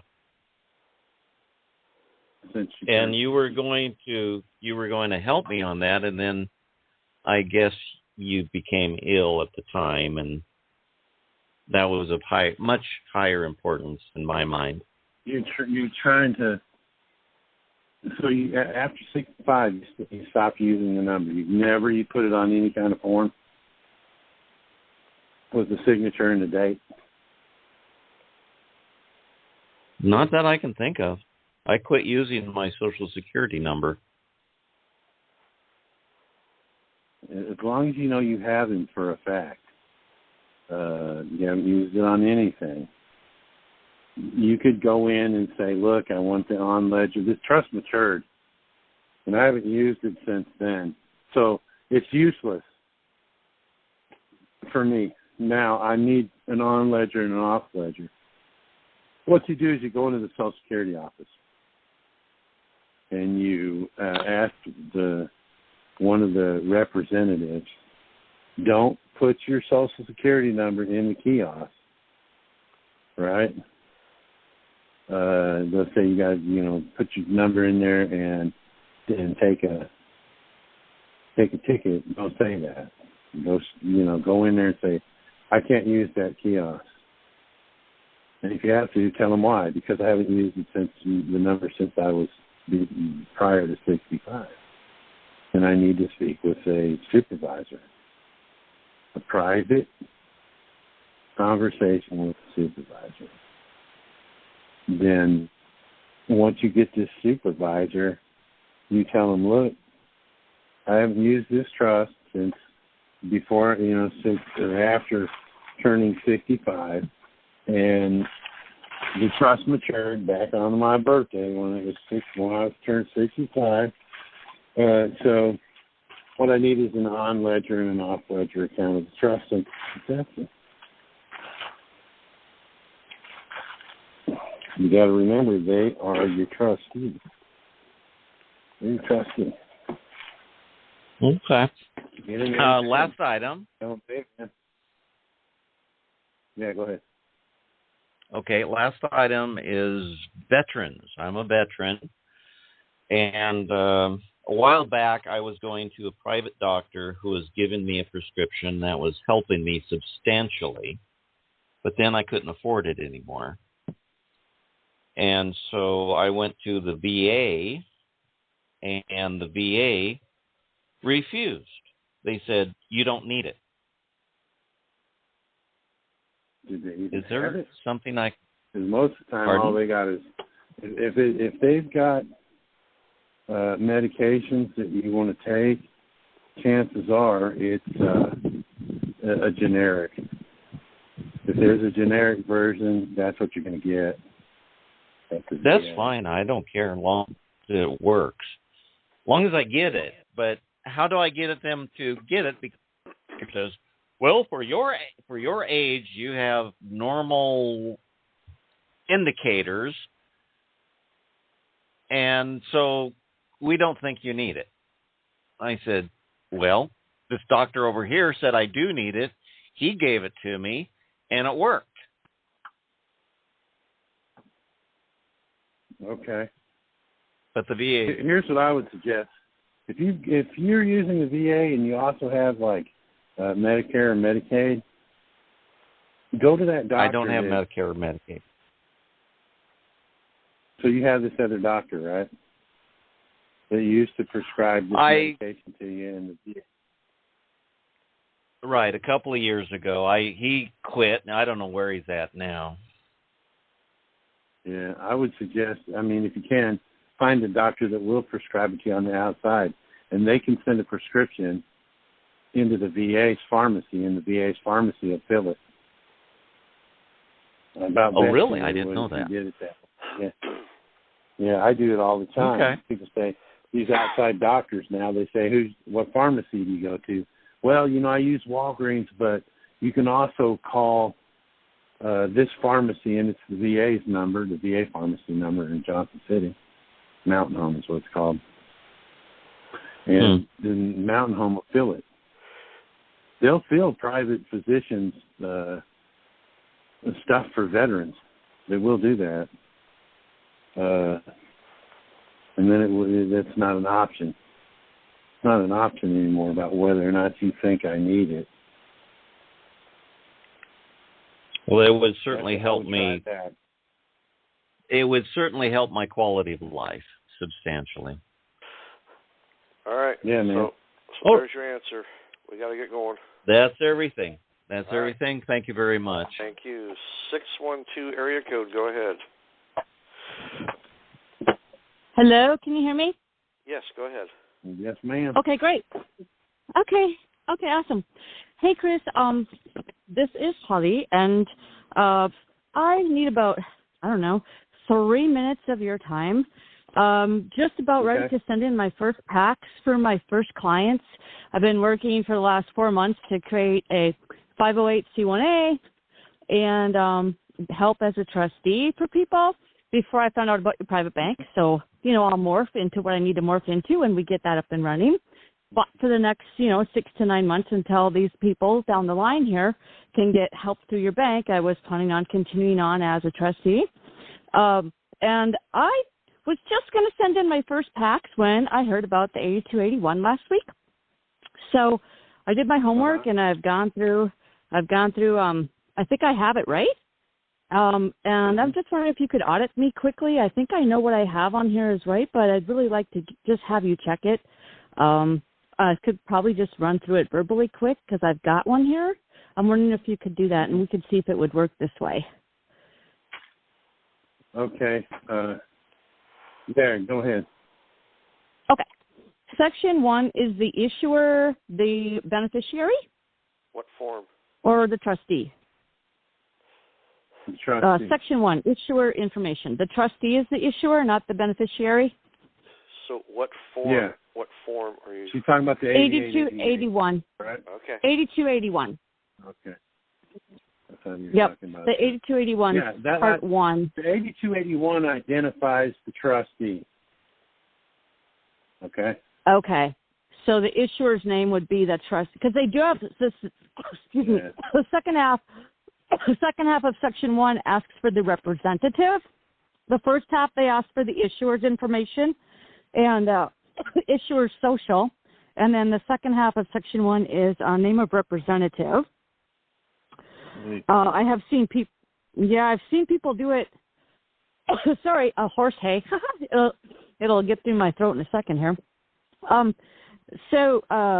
seen people do it where they had the beneficiary on the first line, and then they put like the mortgage company as the representative for the second half of Section 1. Yeah, I got you.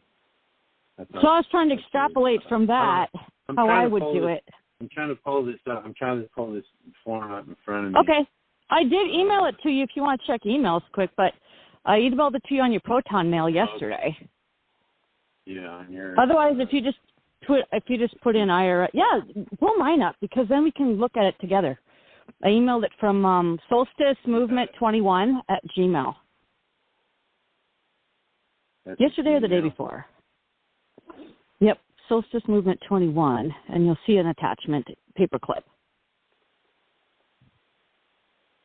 It was yesterday. Yeah, this will work good if you write by your computer. Oh, okay. Thank you so much. I really appreciate this. I don't feel comfortable sending these in for other people, several other people, without having your input. I just don't. It's going up.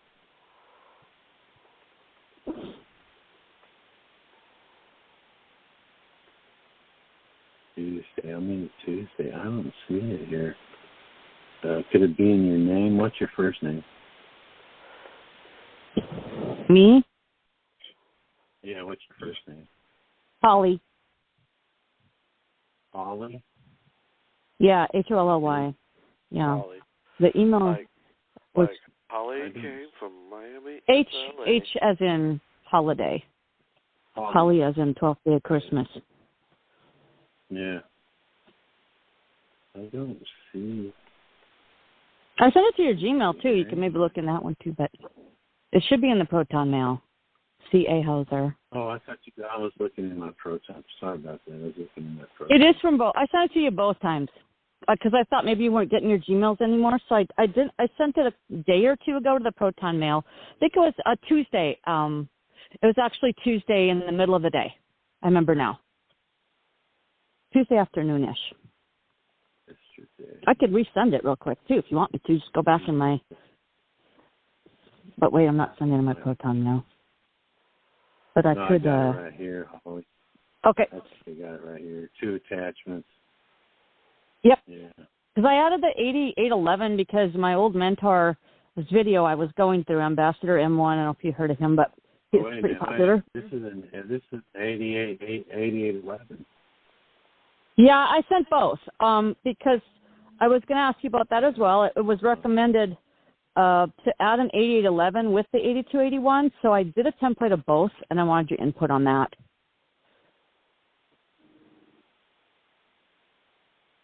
Add instrument information.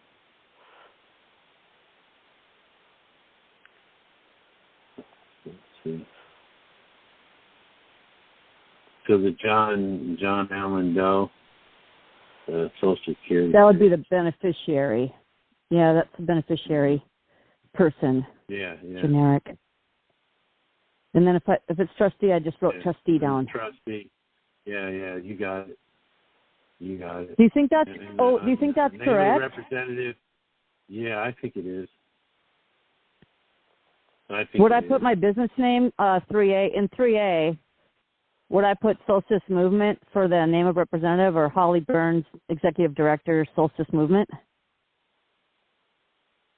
Like, do you think they need my? You don't have to put it.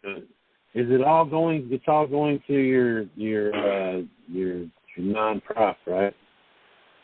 Yeah. You're doing it all through your nonprofit organization. Yeah, you can do it if you're doing it like that. That is the trustee. Put your name in upper and lowercase. Even as a trustee, put your name in upper and lowercase. Yep. Okay. In box 3A, would you put my ministry name or would you put my name? 3A, the name of representative. It would be you. Okay. And then at the trust at 3C, you could do in the address, you could do your trust. You could do the trust name. Yep. Everything as trustee. Yep. On the second half of section 1. Yep. Yeah, that's what I thought. Okay, cool. Yeah.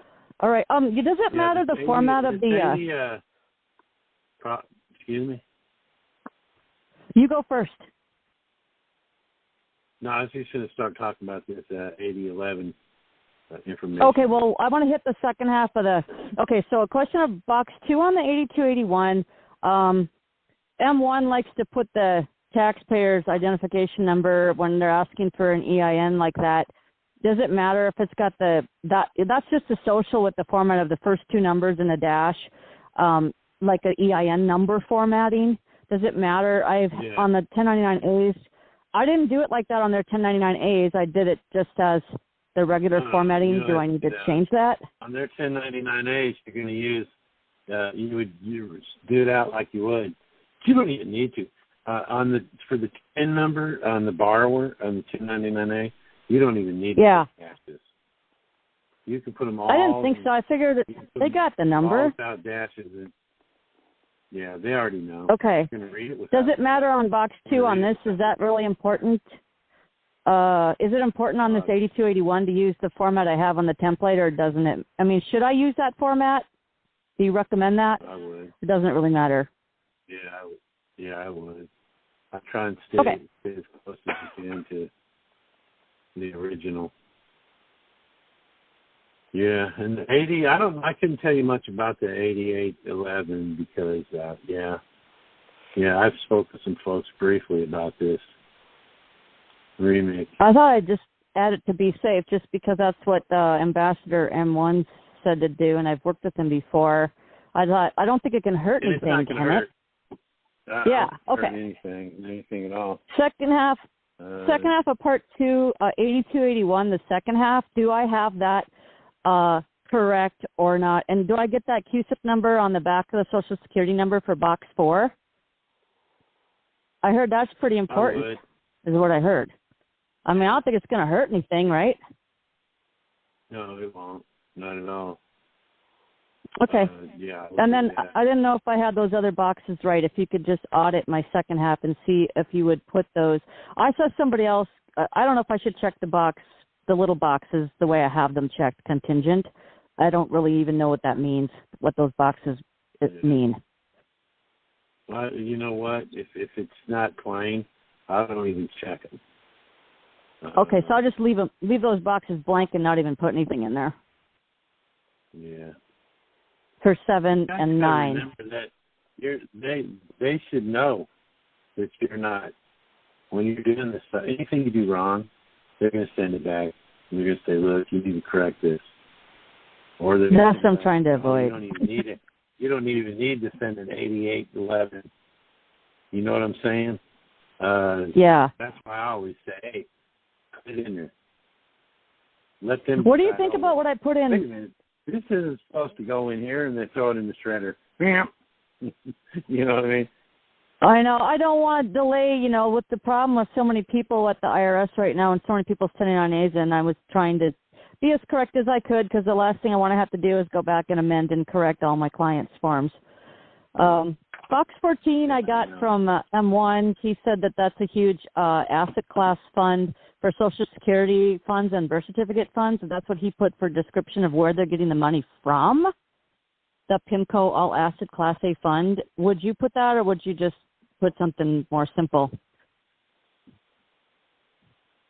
No, that looks good. 14, right? Yeah. Did you say that looked good, or did you say you wouldn't put that? I'm sorry, I didn't hear you right. No, that's good. That's good. Okay. Two other really quick questions. Yeah. Do you think it's helpful? I've heard that it can be very helpful for processing if I fill in the large red boxes on like the 1096. I think it's the number from the back of the social that fits into that. It's the file number, and it'll have like, those 2 big red boxes and a dash, then some more big red boxes. It's on the right side of the top of those forms. Would you add that too? Do you think that's important? No, that's not. Okay. That's not. The other quick question I had was on other people's OIDs, which could be completely different processes because they're not doing it this method where we're having a middleman as a trustee. They were just charging debt directly. I did see, and I had a question of the difference on your method. There's you said to put 0 taxes withheld on the OID, and they're putting in the exact same amount as the OID in the taxes withheld box. Why did they do that? Good. I would not ever do that. Okay. When you guys go back and to my case or the case charged to my trust, you'll see that the argument when you watch this Supreme Court hearing, you'll see Emma, and she talks about on the UCC1 for the collateral description. The state wants to say it's $12 million or $4 million or whatever the case may be, but at the bottom for tax it says for tax purposes only, right? And we put ours in 0. And these lawyers that are fighting this or arguing this case are going, look, if it was going to be anything, it would be what's taxable. If you're going to look at it as it having any value at all, it'd be what the taxable amount was. These guys had 0 on every single one of these, 206 of them. 206 UCC1 filings. Every one of them has a description on it for 0 taxes. Wow. Why did we do that? We didn't do that because, we were thinking that they were going to hit us with a forgery charge. We did that because we're not taxpayers. So any of these forms that you guys are playing with, anytime you see a box that says taxable amount or estimated amount of taxes due or whatever the case means, you don't pay taxes. Why would you put anything in there? People will say, they say if you do the 1099-C that they'll cancel the debt, but you still owe the taxes on the money.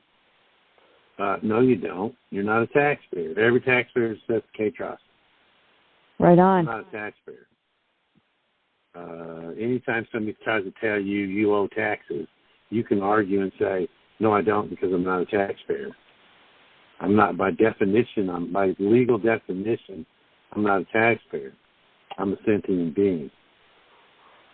Only the trust, I like it. only a piece of paper can pay the taxes. I'm the beneficiary. I'm not even supposed to know taxes are due. You're supposed to handle Yeah, that makes Who down there sense. at the IRS So why are we dealing with that on our forms? Yeah. Who down there at the IRS isn't paying the taxes for the beneficiary? Right. All right, so does that answer your Okay, question? cool. Yep, thank you so much. All right, thank you. Okay. Yeah, have a good night. Mary. And I'm just giving total gratitude for Chris's perfect health coming down the road, and just got a lot going on, and just it's late and I don't really want to talk about it. So be blessed as I'm blessed. Take care. All right, Mary. Bye-bye. Thank you very much. Okay, 310 area code. Go ahead. Oh, hi, Pat and Chris. Thank you so much for your time and energy. Yeah, can you hear me? Go ahead. Yes, ma'am.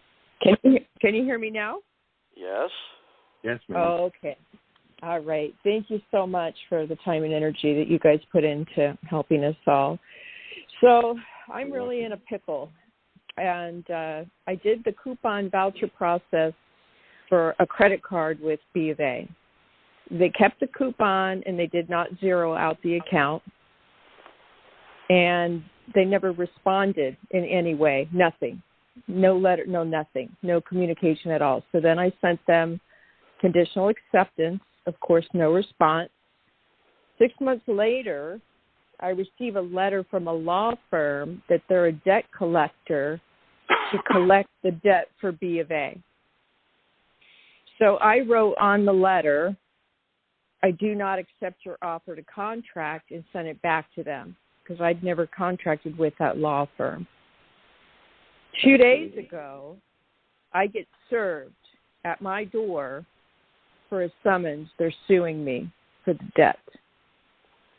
And I want to know what you suggest. Yeah, exactly. Now, on the summons, it says the plaintiff is B of A, but it's the law firm that filed this. It's a summons, and it says you've been sued. And I'm wondering, It's real party. What? It's real party in interest. Pardon me? It's the real party in interest. The real party in interest is. Yeah, you use the word you. You have been served or sued or whatever the case is. Who's you? Oh, yeah. Well, that's obviously the all caps name, the straw man. Straw man was served. Well, I mean, you don't know. Obviously, you don't know. What's the you? Well, the you is a baby sheep. Right, Mike. I understand that. Look, this is all your arguments about all this stuff that you get letters for. Who is you? Yeah, the letter probably has your. The letterhead's probably or the when you looked at it on the envelope, it's probably in all caps, right? Right, it is. It's all upper and lower. Yeah. Nope, it's all caps. Might be in upper and lower case. I'm saying on the letter, on the outside, it might be in all caps. On the actual letter itself, it might be in upper and lower case. And then they go right into you. There's three real parties in interest right there that I've heard so far. There's you. There's your trust. There's your human name. Who's the real party in interest? Who's actually being sued? Right. How can you fight it? How can you fight it? I don't even. Not only do I don't know you, lawyer dude. How do I even know there is a debt? You so can how do I argue respond to this? Well, you've how already do you paid suggest? them. I did. I paid them. Did you Did they send it to you certified mail? I did. Wait. Did they send did it they knock to you on your certified? door, or did they mail it to you? Somebody brought it to my door and delivered it to me, and I saw it said summons on it. I go, nope, and he threw it in the door. He said, "You've been served." Well, the guy came to you. I'd say I would. I know hindsight's 20/20, but if they ever do that, throw it to them. Charge them with littering. Charge him with what? Charge them with trespassing and littering. But see, they'll do that. If a process server comes up and throws a letter on, they trespass. Right? B, they've littered because they threw it at the door. It's on the ground. That's not a proper serve. Oh no! They at least have to put it in your hand. No, he did they not. They will throw it at you.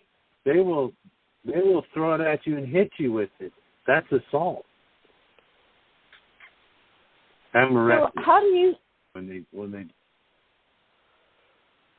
So here's how the do thing. you suggest I respond to this? Like how they're saying I have 30 days to respond. I have to go in person, put it on a legal form. I can't call. I can't send a letter. Like, how do you? Think You said you did a conditional acceptance, right? I did. Did 6 you months ago. on the Bank of America? Right. And on there, you might want to go back and read this after you get off here. Right? Go back there and see if you told them if you proceed with this, you give me your power of attorney to do this again next year. Guess what? It's next year, 2023. I don't know if I have right. that in there or not. Okay. Take a look at it. If you use one of mine that I've been sharing, that's in there. I did. Okay. I put that in, and we put that in on all of them. So if you go in there, you can go, look, man, I sent these people a common law contract in the mail. I gave them negotiable instruments. I sent them a 1099-A. It was negotiable. I sent them the coupon. It was negotiable. Yeah. So I'm just saying either way. You could send them either one in, or you could even send them both in. You see what I'm saying? And I've paid these people lawfully, the debt that you got to realize the Bank of America loans you your own money. Right. All right? That's why when you say, wait a minute, Public Law 73-10 says all debts public and private are paid for. Now, why are we in here with third party? Because are you being sued by Bank of America? Is your trust being sued by Bank of America or this lawyer? Well, the lawyer is the one who served me. They sent me the letter saying that they were putting together a lawsuit to sue me. And then the summons, it says on the summons, this part was a little confusing to me because the law firm filed the papers, but it's saying that the plaintiff is Bank of America. Yeah, they're representing Bank of America. It sounds like they're representing Bank of America. Yeah. Well, so if you're going to argue this, you need to get your head wrapped around what's really going on. So when you go in there, you can say, look, you can go in there straight up and challenge the jurisdiction. Is there a way for me to challenge? I really don't want to go to court. You go in there and you say, I'm here Shuri Juris and Proprius Persona. I'm here to, as the beneficiary of this trust in question. You're all trustees. Remember, this is a trust action. A lawsuit's a trust action. The so-called debt or the alleged debt was a trust action. Is a trust action. It's all commercial. Yeah. Is there a way that you think I can respond to this and challenge the jurisdiction without going into court? No. No? You can't. So didn't we talk about this already? We did. Yeah. I just was curious. Chris, hold on. Yeah. So we talked about how to make this go away, right? Well, I did. I spoke with. Yeah, Tad did give me his response. He was very kind, and I was curious as to what Chris's response would be. Yeah, as well. So if you use that and then you turn around and try to fight them, you've negated that. You've answered. You've acquiesced. You're going to be in their jurisdiction, and you will lose. Period. You're not getting rid of it. Mm-hmm. The prejudice of the court is going to be against you, and you're going to lose. That's why you challenge the jurisdiction. Is there a way to challenge the jurisdiction? You got to remember that this lawyer who is acting as representative of Bank of America is first and foremost an officer of the court. Right. If you go in there, you're going in there with the court's bitch, more or less, standing across the way from you. They're going to take care of their bitches. He's an officer of the court. You're screwed. That's why you don't give him jurisdiction at all. That's why I challenge the jurisdiction is best. And if they say, well, you're here, aren't you? That's when you say, yeah, because if I wasn't here, you guys would send your freaking Nazi Gestapo thugs to my house to kick down the door that really you served. Because he served the door. If he threw it at the door and it hit the door, then he served the door. He threw it in the door on the floor. Yeah. Mm-hmm. You know, I hate the thought, you know, Tad did give me a remedy in terms of, you know, the handling the summons. It's like replying to that in a neutral way. I don't like the idea of having to go to court because they're so tricky in terms of getting you into their jurisdiction. So I'm there to challenge them, but they've got it down. So is there a way that I can challenge the jurisdiction without going to court? No. For example, on traffic tickets, I just write, you know, what's your jurisdiction? It goes away. They don't. I never hear from them again. When I I write it right on the thing.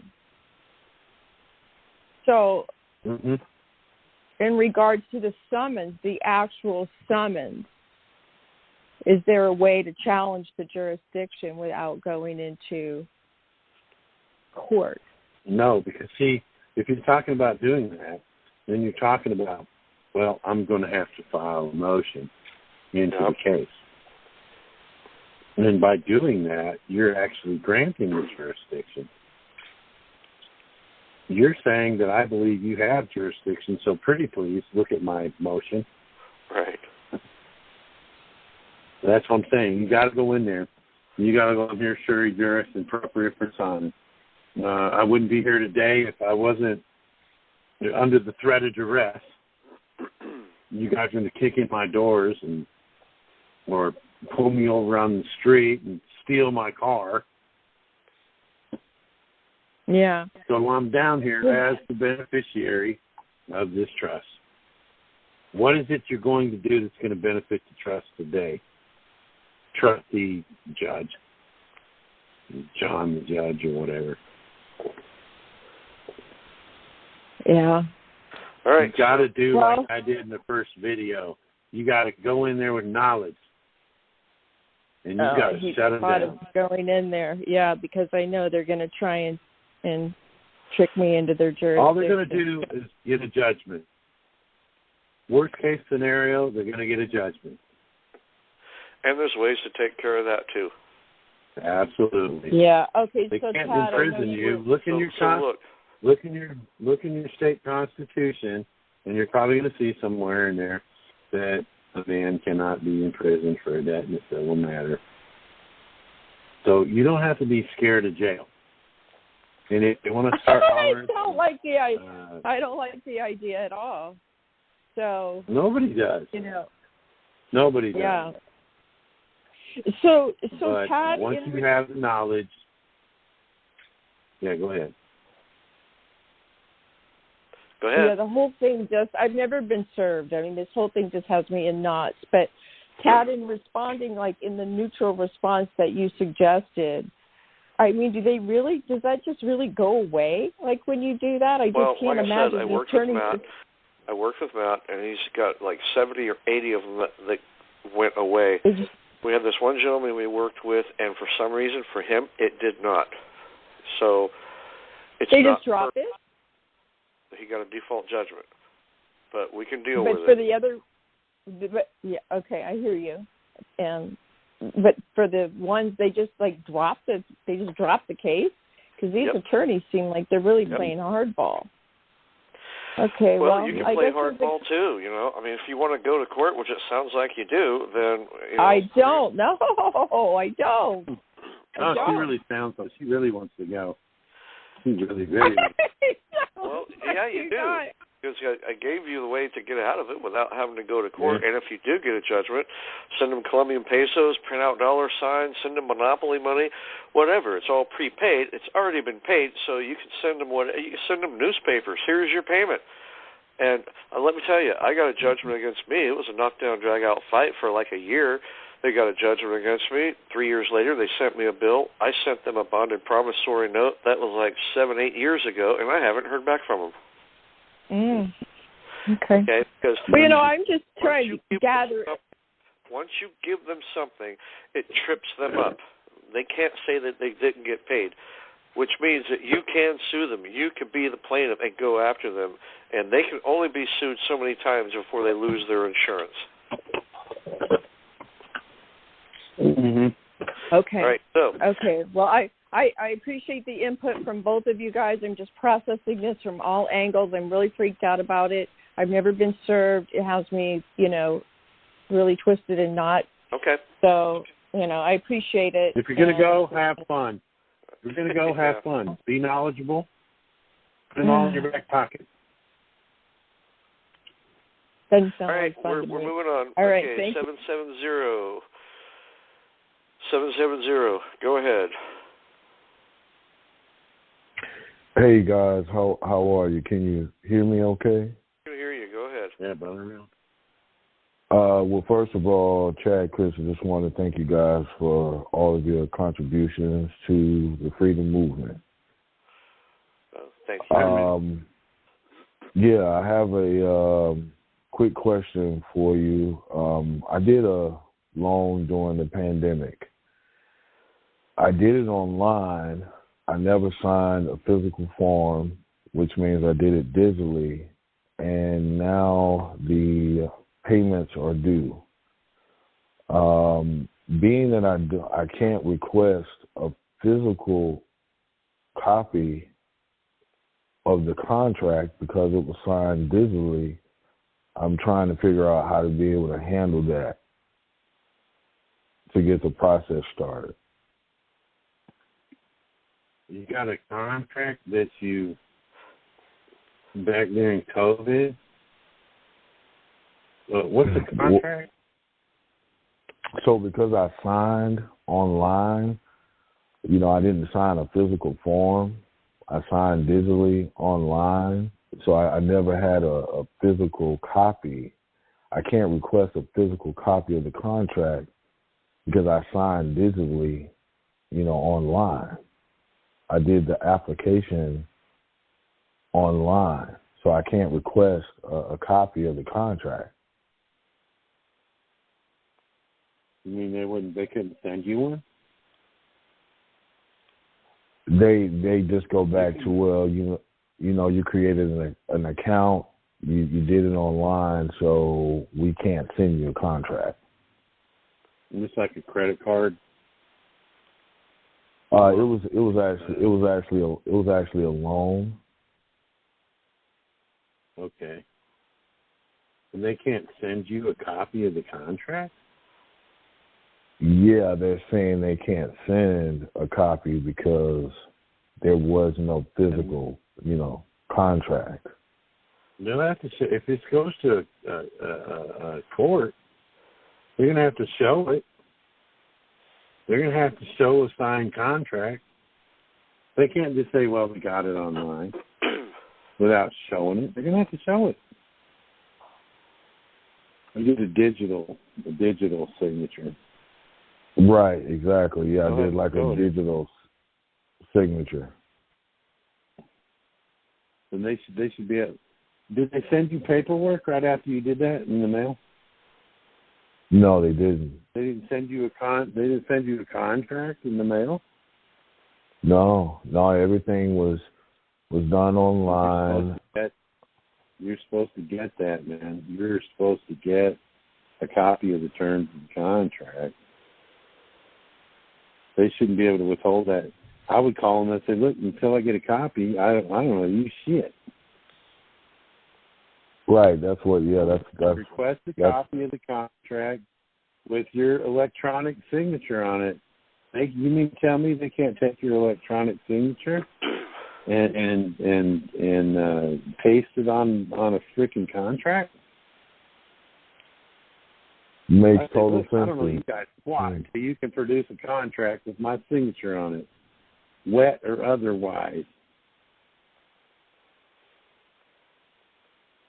They're going to have to prove it. If they sue you, take you to the tribunals and sue you, you're going to go say, man, where's the way? I want to see the signature on the contract. How can you even say that I have? They wouldn't have subject matter jurisdiction until they're ready, until they're able to prove that they have a contract with you. That's how you get these third-party debt collectors. I'm capital C from Jonesboro. We bought this debt from Bank of America, and now you owe us. Yeah, right. Show me our contract that we have. You can't owe a debt without having a contract with someone. So let's say I can actually press them on that and get them to send me a copy. Would it be best to do a for V or a 1099A, 1096? Well, there's a bunch of different things you can do. You can do the W-4 sandwich on the whole thing. You can conditionally accept the offer. You can pay them off in with a coupon. Say, call and say, look, man, I want to pay the whole thing off. Pay this whole debt off. Send me a statement with the coupon on it because I need it from the record. And I'll pay you. I'll pay you every dollar out of it. Send it that way. You can do it like that. You can do 1099A. They're printing checks, basically checks out now, where you can do them yourself, print them out yourself. That's something that's been going on here for a little bit, but they're having success with it. Paying off a couple mortgages paid off, dozens of car payments, debts paid off, IRS. And, the IRS claims you owe them $8,000, and you send them a check that you printed off from the printer. Send it to them for $16,000. They send you back an income tax return on the rest. Take their part and send you back, $8,000. There's a lot of stuff going on that y'all are going to be able to use probably fairly soon. All different angles, man. Gotcha. Do you guys consider a email like an itemized statement in the form of an email? Would you consider that email the same as a coupon? If it's itemized, yeah, if you print it, if your itemized thing at whatever company, your credit card company or whatever, if you can print that off, there should be a thing with a coupon. Looking around the website, hey, where do I print off a statement with a coupon on it? You probably find it around their website looking around.